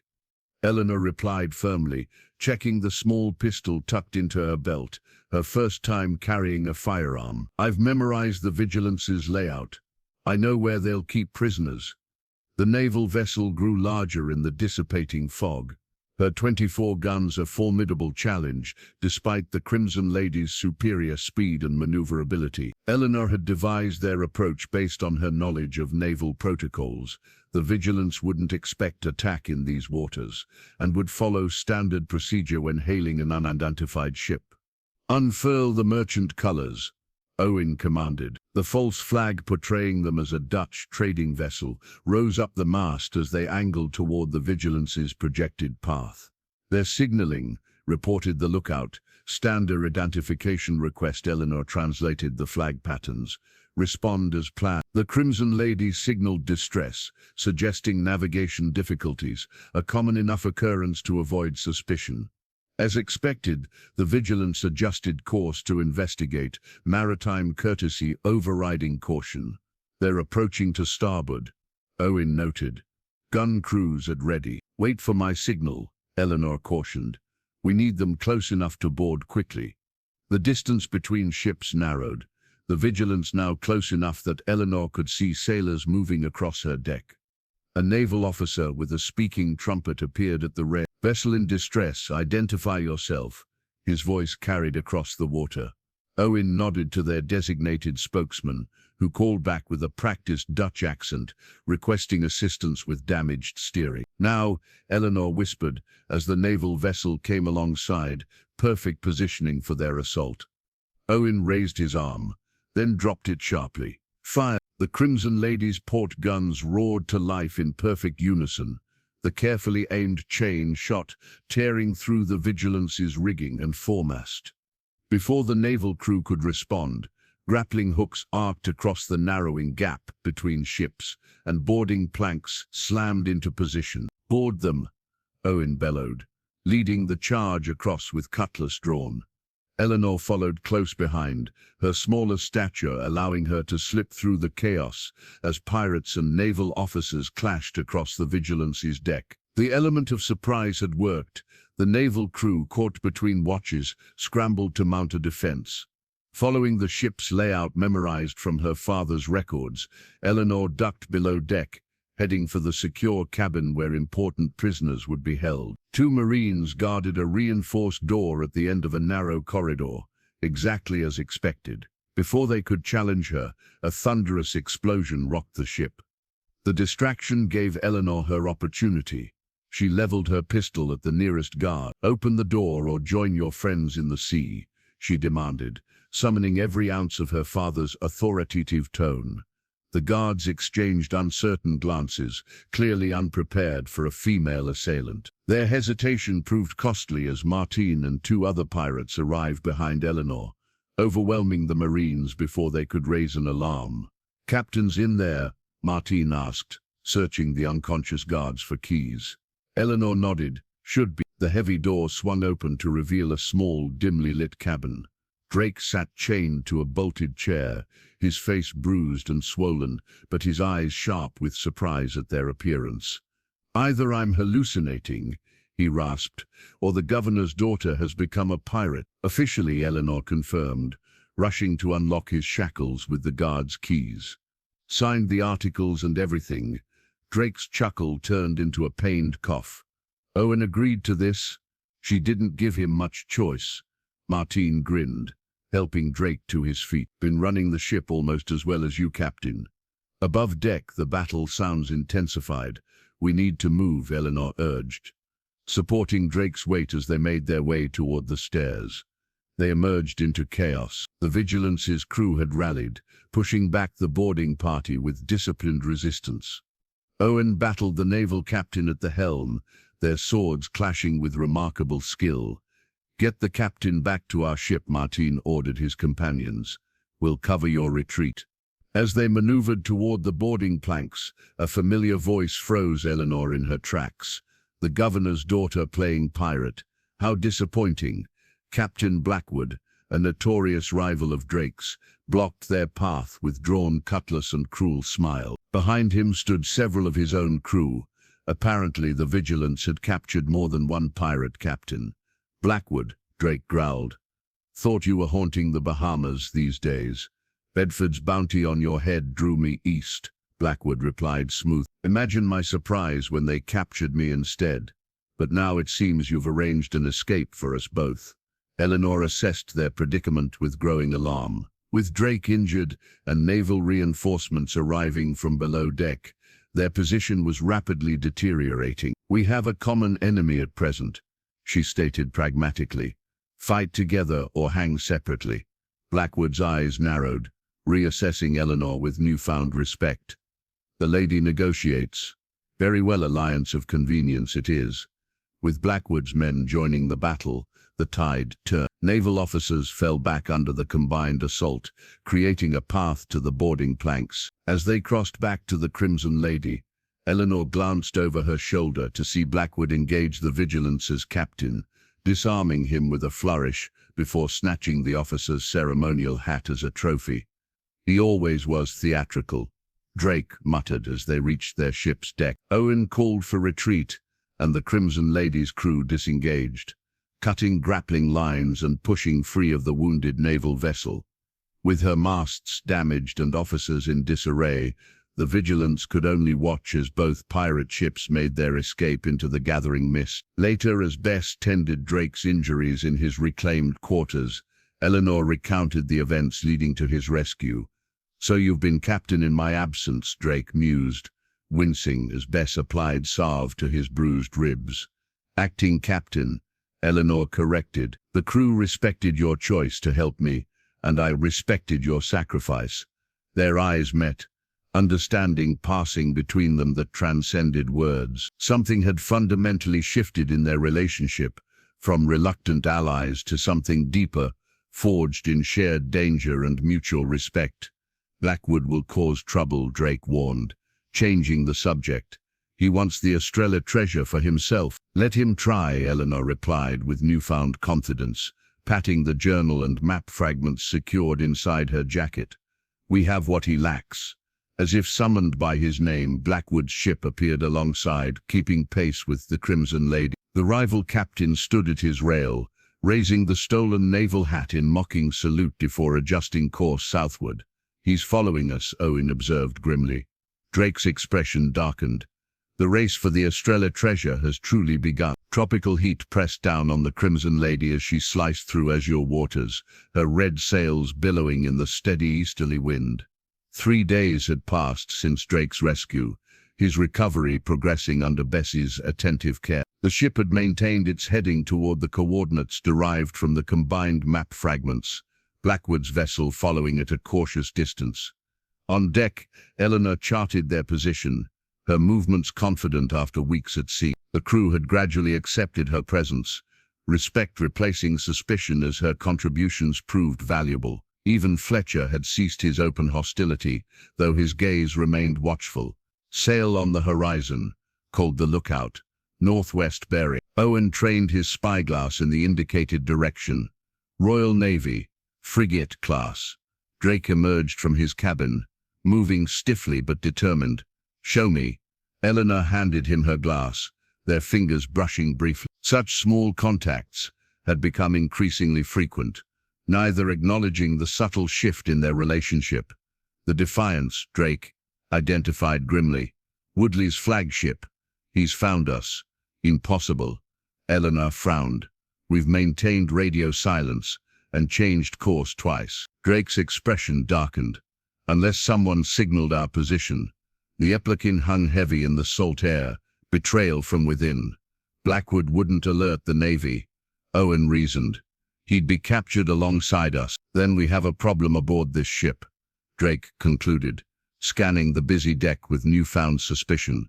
Before they could discuss further, a small merchant vessel appeared, approaching under Dutch colors. But the unexpected encounter raised immediate concern. "Odd position for a trader," Owen remarked. "We're well off standard routes." Drake ordered defensive preparations while maintaining course. As the merchant ship drew alongside, a sailor tossed a sealed oilskin package onto the Crimson Lady's deck. Before they continued past without slowing, Harris retrieved the mysterious delivery, handing it to Drake. Inside was an official-looking document bearing the royal seal. "A pardon," Drake announced with disbelief after scanning its contents. "Full amnesty for all crimes against the Crown in exchange for the surrender of Eleanor Harrington." All eyes turned to Eleanor, whose composed exterior masked her internal panic. "Woodley's work," she deduced. "He's offering you freedom in exchange for me." Drake continued reading. "The pardon extends to all crew members who assist in her return. Those who resist will face the full measure of justice." Murmurs rippled through the gathered sailors. The offer was unprecedented. Pirates rarely received pardons, especially one as notorious as Drake. A chance to return to society, Fletcher voiced what others clearly thought. To see our families again without fear of the noose. At the cost of betraying one of our own, Martine countered sharply. Is she truly one of us? Fletcher challenged. Or just using us to escape her responsibilities? Eleanor faced the brewing conflict directly. I signed your articles in good faith. I've worked alongside you, faced the same dangers, but I won't be the cause of your destruction. She turned to Drake. If surrendering myself saves this crew. No, Drake interrupted firmly, tearing the pardon in half. Woodley doesn't offer mercy. He offers manipulation. Even if we surrendered you, he'd find reason to revoke these promises. Captain's right, Owen affirmed. The Navy doesn't forgive pirates, especially not those who've humiliated them repeatedly. Not all seemed convinced. The temptation of amnesty, powerful for men who had lived as outlaws for years. Drake recognized the potential fracture forming within his crew. We vote, he announced, invoking the pirates' democratic tradition. As our articles provide, those wishing to accept Woodley's offer may take the longboat with my blessing. Those staying will continue to the Estrella treasure, wealth enough to buy new identities, far from British reach. Harris organized the vote, each crew member casting privately to prevent intimidation. Eleanor stood apart, understanding that her fate rested in the hands of men who had every reason to distrust a governor's daughter. As votes were tallied, Drake joined her at the rail. You've earned their respect, he said quietly. More than you realize. Respect doesn't outweigh self-preservation, Eleanor replied. I wouldn't blame them for choosing freedom. Drake's hand covered hers briefly. There are different kinds of freedom. Some worth more than official pardon. Harris approached with the results. 38 to stay, 12 to accept the pardon. Relief washed through Eleanor, though she maintained her composure. Those departing, gather your possessions, Drake ordered without judgment. You'll have provisions for 1 week, sufficient to reach St. Lucia. As the departing crew members prepared the longboat, Fletcher among them, Eleanor approached Drake privately. This division weakens us against both Woodley and Blackwood, she observed. Better divided by choice than united through coercion, Drake replied. Those remaining are fully committed. Within the hour, the longboat departed, its occupants avoiding Eleanor's gaze as they rowed toward an uncertain clemency. Drake ordered immediate course adjustment, knowing Woodley would likely interrogate the deserters. That evening, as stars emerged in the darkening sky, Eleanor found Drake alone at the stern, studying the pursuit visible on the horizon. Woodley's ship maintaining distance while Blackwood's followed in their wake. We're between hammer and anvil, Drake noted without turning. Yet you rejected safe passage, Eleanor said. Why?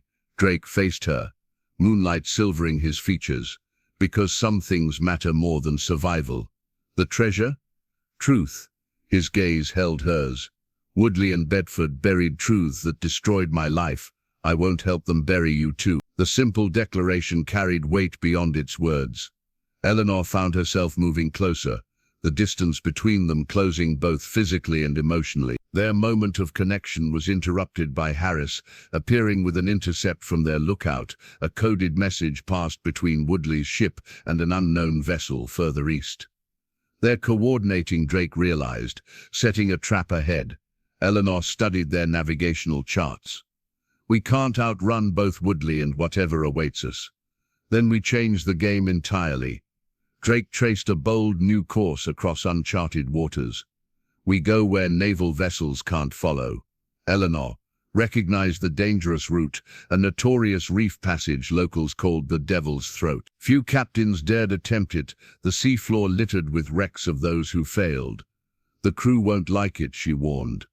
Drake's smile held grim determination.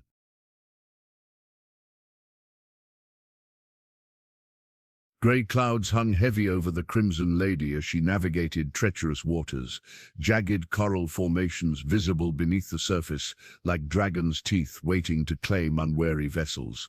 The Devil's Throat had lived up to its fearsome reputation, testing Drake's seamanship to its limits over 3 harrowing days. Eleanor stood beside him at the helm, both exhausted from constant vigilance, clothes salt-stiffened and faces wind-burnt. Behind them Blackwood's ship followed their exact course, the rival captain wisely trusting Drake's navigation rather than attempting his own path through the deadly reef. "Woodley's frigate?" Drake asked without taking his eyes from the hazardous passage ahead. "Gave up pursuit yesterday," Eleanor confirmed. "Too deep a draught to risk these waters." A grim smile touched Drake's lips. His caution may save him, but it costs him his prize. "Not his only pursuit," Eleanor noted. "A merchant vessel approached from the east this morning. Lookout spotted a package transfer." Drake frowned. "Communications from Port Royal, most likely. Woodley reports to someone with considerable influence." "Bedford," Eleanor supplied. "The man who engineered your downfall." The wheel required both their strengths, as a sudden cross-current threatened to push them toward a coral outcropping. Working in wordless synchrony, they adjusted course, the danger passing with only feet to spare. "We'll reach open water by nightfall," Drake calculated, checking the crude local charts they'd acquired months earlier. And Blackwood? Still following, maintaining distance. Eleanor studied their shadow through her spyglass. "He's patient. I'll grant him that. Patience isn't Blackwood's virtue. He's struggling with the reef as much as we are." As if confirming his assessment, a shout from the crow's nest drew their attention to Blackwood's vessel, where sailors scrambled to adjust sails after a near collision with a submerged formation. Martin approached, his expression troubled. "Captain, we intercepted another message meant for Blackwood's ship. Naval code, but Harris decoded enough. They mentioned Governor's offer and daughter's return." Drake and Eleanor exchanged concerned glances. "It seems Woodley is hedging his bets," Drake observed. "Offering pardons to multiple parties for your capture. My father wouldn't authorize negotiating with pirates." Eleanor frowned. "Perhaps he's not the one making these offers," Drake suggested. Before they could discuss further, a small merchant sloop appeared ahead, beating against the wind on a direct intercept course. Its movements too deliberate to be coincidental. "Battle stations," Drake ordered, "but hold fire unless I command it." The mysterious vessel made no aggressive moves as it drew alongside, remaining just outside cannon range. A lone figure stood at its bow, signaling a request to parley. "That flag," Eleanor gasped, recognizing the merchant colors. "It's from my father's personal." Drake studied the approaching vessel suspiciously. "Could be Woodley using familiar signals to lower our guard." "No," Eleanor shook her head. "That's Samuel Thorne, my father's most trusted captain. I've known him since childhood." After careful consideration, Drake authorized a brief meeting. Captain Thorne was permitted aboard with 2 unarmed sailors, his weathered face betraying surprise at Eleanor's transformed appearance. "Miss Harrington," he bowed stiffly, "your father sends his most urgent regards." "My father?" Genuine shock colored Eleanor's voice. "I expected him to disown me by now." Thorne's expression softened with unexpected sympathy. "Quite the contrary, miss. He's been searching for you since your disappearance." He produced a small wrapped package from his coat. "For your eyes only. He instructed me to deliver it regardless of circumstances." Eleanor accepted the mysterious offering cautiously. Unwrapping oilskin protection revealed a tarnished silver locket, her mother's last seen among her father's most treasured possessions. With trembling fingers she opened the locket to find a miniature family portrait, herself as a child, flanked by her parents. Tucked behind it was a folded letter in her father's unmistakable handwriting. Drake nodded toward his cabin. Privacy for reading it. Alone in the captain's quarters, Eleanor unfolded the unexpected communication from a father she'd fled without farewell. "My dearest Eleanor, if this reaches you, know that I understand more than you realize. Your mother's journal, yes, I always knew of it, contains only part of her story.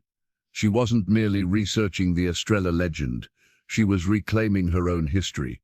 Margaret Campbell, before becoming my wife, sailed on her father's merchant vessels throughout these waters. During this time, she encountered privateers, including one Sebastian Drake, who I suspect may be related to your current companion. I tried to protect you from this history, believing it dangerous. Instead, I drove you toward it. The irony is not lost on me. Woodley has exceeded his authority in pursuing you. He seeks the Estrella artifacts for Bedford, not the crown. Their alliance threatens more than pirates. It endangers the very governance of these islands. Whatever you believe of me, know this truth. Your mother would be proud of your courage, as am I. The locket contains her final message to you, something I've only recently discovered myself. With love and regret, your father Eleanor examined the locket again, finding a nearly invisible seam along its edge.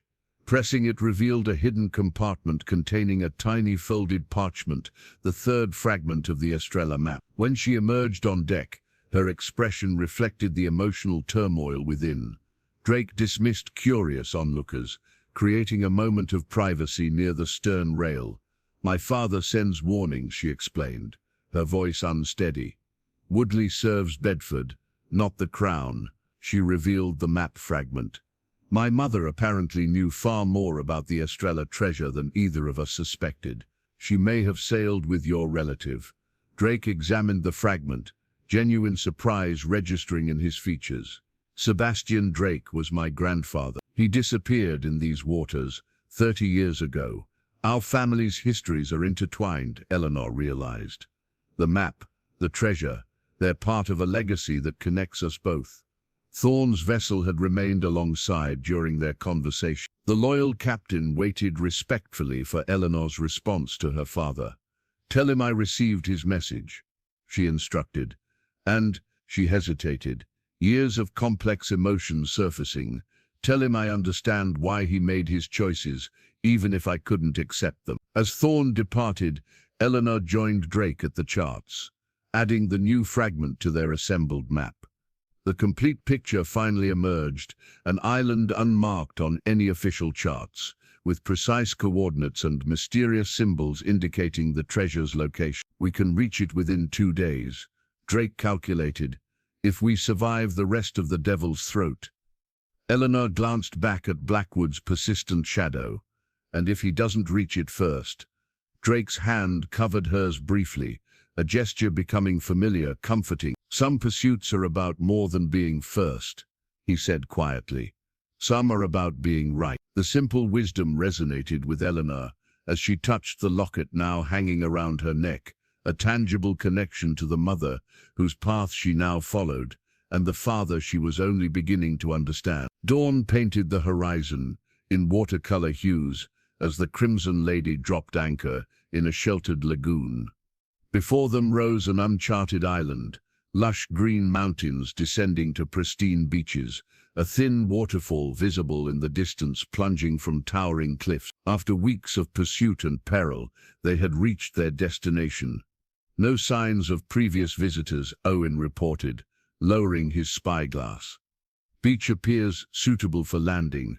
Drake nodded, studying the completed map spread across a makeshift table on deck. The 3 fragments, now carefully aligned, revealed not just the island's location, but specific markers leading inland, ancient symbols whose meanings had been deciphered through Eleanor's mother's journal. "Blackwood?" Drake asked without looking up. "Lost him during the night," Martine answered with satisfaction. "Last sighting was 3 leagues west, still navigating the outer reef passages." "He'll find us eventually," Drake cautioned. "We need to move quickly." The crew prepared longboats, while Drake selected his expedition team, Owen and Martine for their combat experience, Harris for his knowledge of ancient languages, and Eleanor for her understanding of her mother's research. Bess insisted on accompanying them, unwilling to be separated from Eleanor after their shared journey. As the landing party transferred supplies to the boats, Eleanor approached Drake privately, her mother's journal open to a specific passage. "The final marker isn't on the map," she explained. "According to my mother, access to the treasure requires a key fashioned from specific coral found only in these waters." "What kind of key opens a centuries-old treasure vault?" Drake questioned.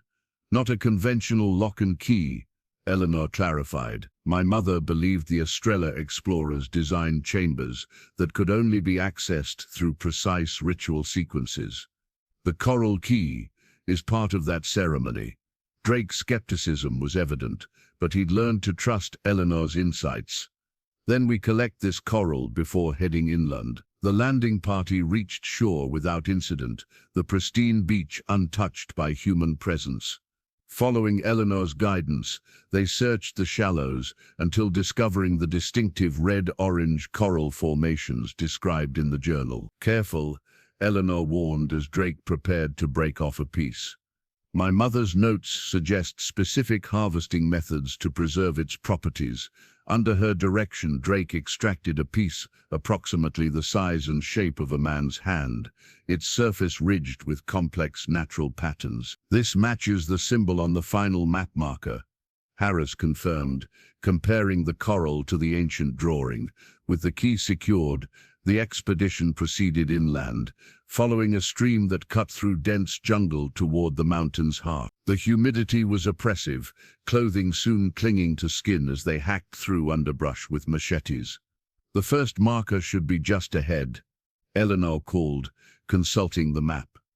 A stone formation resembling a crescent. They emerged into a small clearing dominated by an ancient stone archway, its curve indeed reminiscent of a lunar crescent. Weathered symbols adorned its surface, similar to those on the map. Phoenician influence, Harris marveled, tracing the carvings with reverent fingers, but mixed with native Caribbean symbolism. Extraordinary cultural cross-pollination. The pathway continues beyond the arch, Martine observed, indicating where the stream passed beneath the ancient structure. The expedition continued, discovering additional markers at intervals precisely matching the map's guidance. Each stone formation displayed increasingly complex symbols, telling a story of ancient voyages and hidden knowledge. By midday, they reached the base of the waterfall glimpsed from the ship. Behind its curtain of water, a cave entrance yawned darkly, stone steps descending into the mountain itself.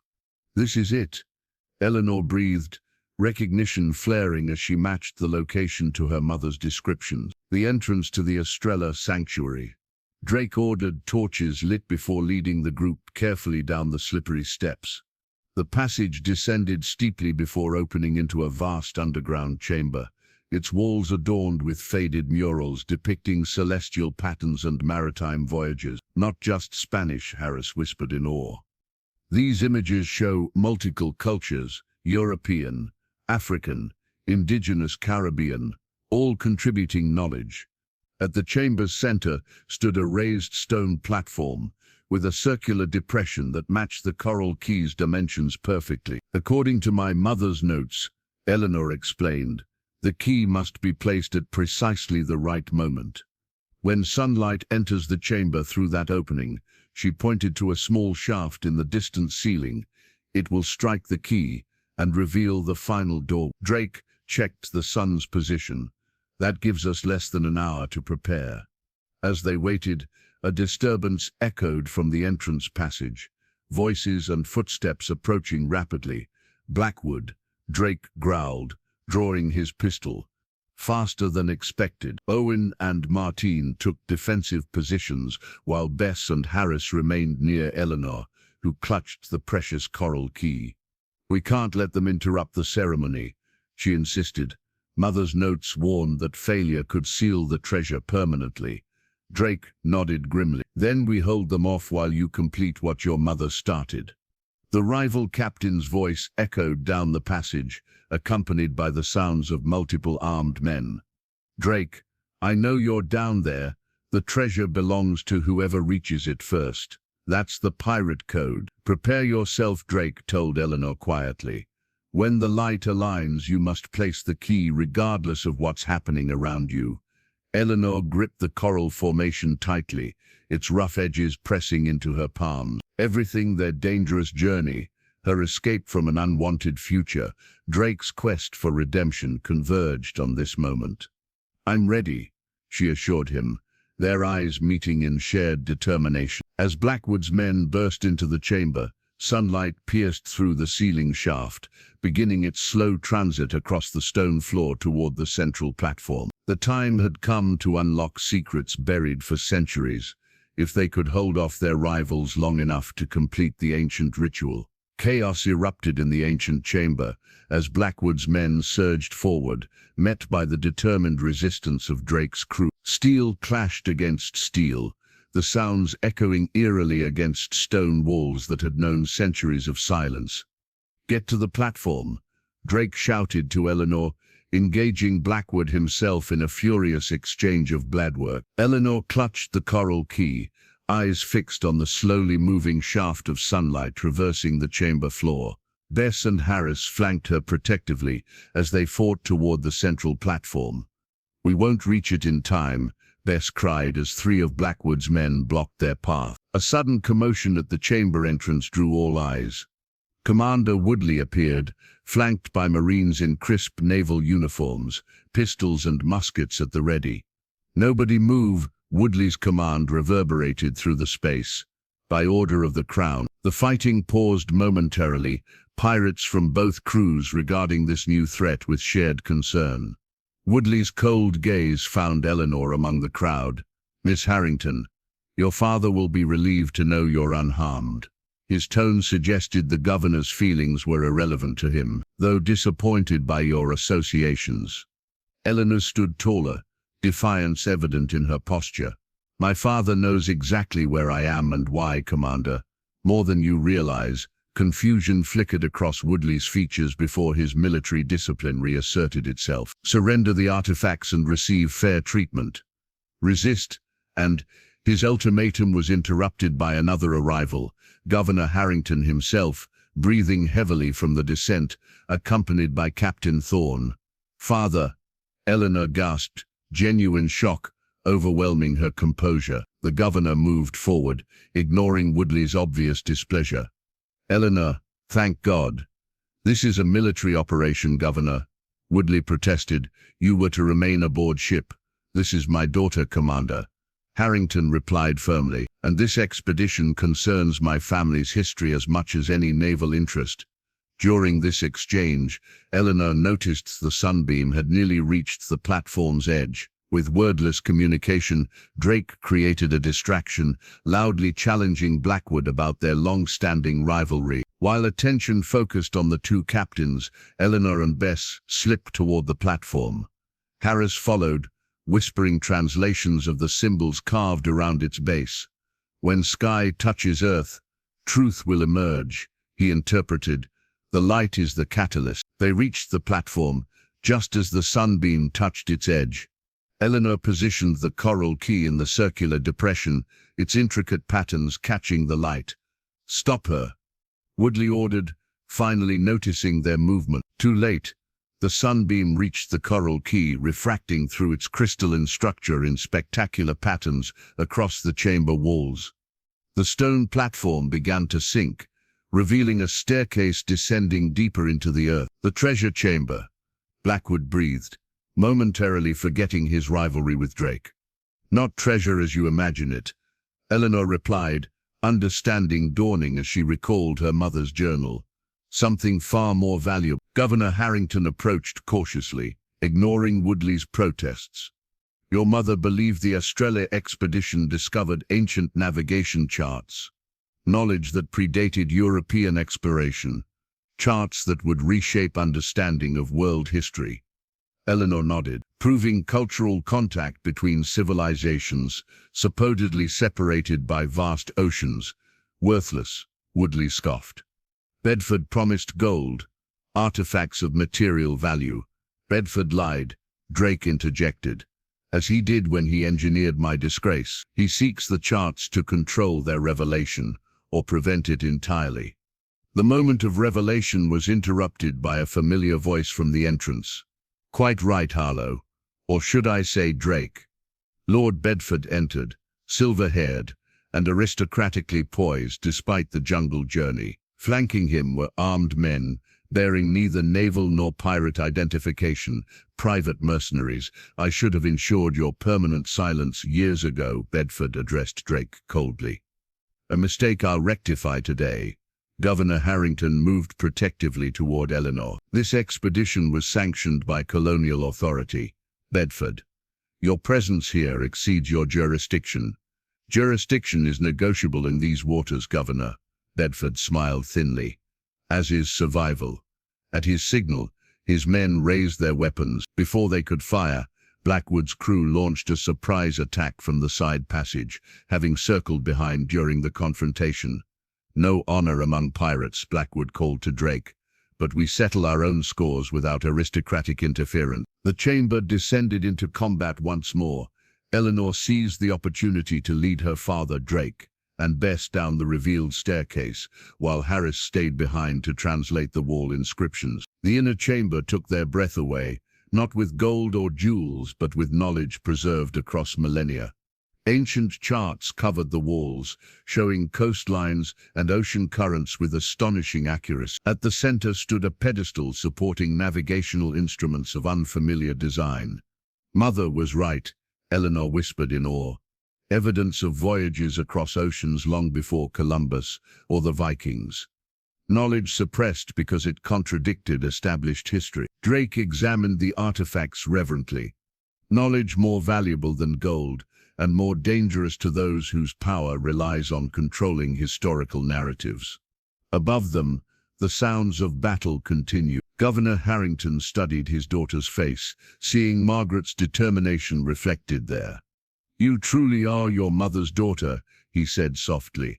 "She would have given anything to stand where you are now." Their moment of discovery was interrupted by Woodley's arrival, pistol drawn, hatred distorting his handsome features. "This ends now," he declared, aiming at Drake. Eleanor moved without thinking, placing herself between them. "You'll have to shoot me first, Commander." "Eleanor, don't," her father pleaded. Woodley's finger tensed on the trigger, hesitation warring with ambition in his eyes. Before he could decide, a shot rang out, but not from his pistol. Bedford crumpled in the doorway behind Woodley, clutching his shoulder. Behind him stood Blackwood, smoking pistol in hand. "Betrayal deserves betrayal," the rival captain announced. "Bedford hired me to eliminate all of you after securing the treasure. His plans changed, so did mine." The momentary confusion allowed Drake to disarm Woodley, ending the immediate threat. Above, the sounds of fighting diminished as naval officers, deprived of clear leadership with Bedford wounded, withdrew to secure their commander. Days later, the Crimson Lady sailed from the island, her hold containing carefully preserved copies of the ancient charts rather than gold. The originals remained hidden, their location known only to those who had stood in the inner chamber. On deck, Eleanor and Drake stood side by side, watching the island recede behind them. The governor's ship sailed parallel course, not in pursuit but in convoy, an unprecedented alliance born of shared purpose. "Will your father honor his agreement?" Drake asked quietly. "Amnesty for the crew, recognition of the discovery." Eleanor nodded. "He understands the importance of revealing this knowledge properly, not letting Bedford's factions suppress it, and he owes us both amends for different reasons." Drake's hand found hers, their fingers intertwining naturally. "And us? What course do we chart now?" Eleanor smiled, touching the silver compass hanging beside her mother's locket. "One of our own making, I think." Above them fluttered the ship's new flag, Drake's crimson emblem now intertwined with the Harrington family crest, symbolizing their improbable union and shared future. "The governor's daughter and the pirate captain," Drake mused. "Not quite the story your crew expected when they dared me to steal that kiss, nor the one I expected when I challenged you to try," Eleanor replied, leaning into him as they sailed toward an open horizon full of possibilities.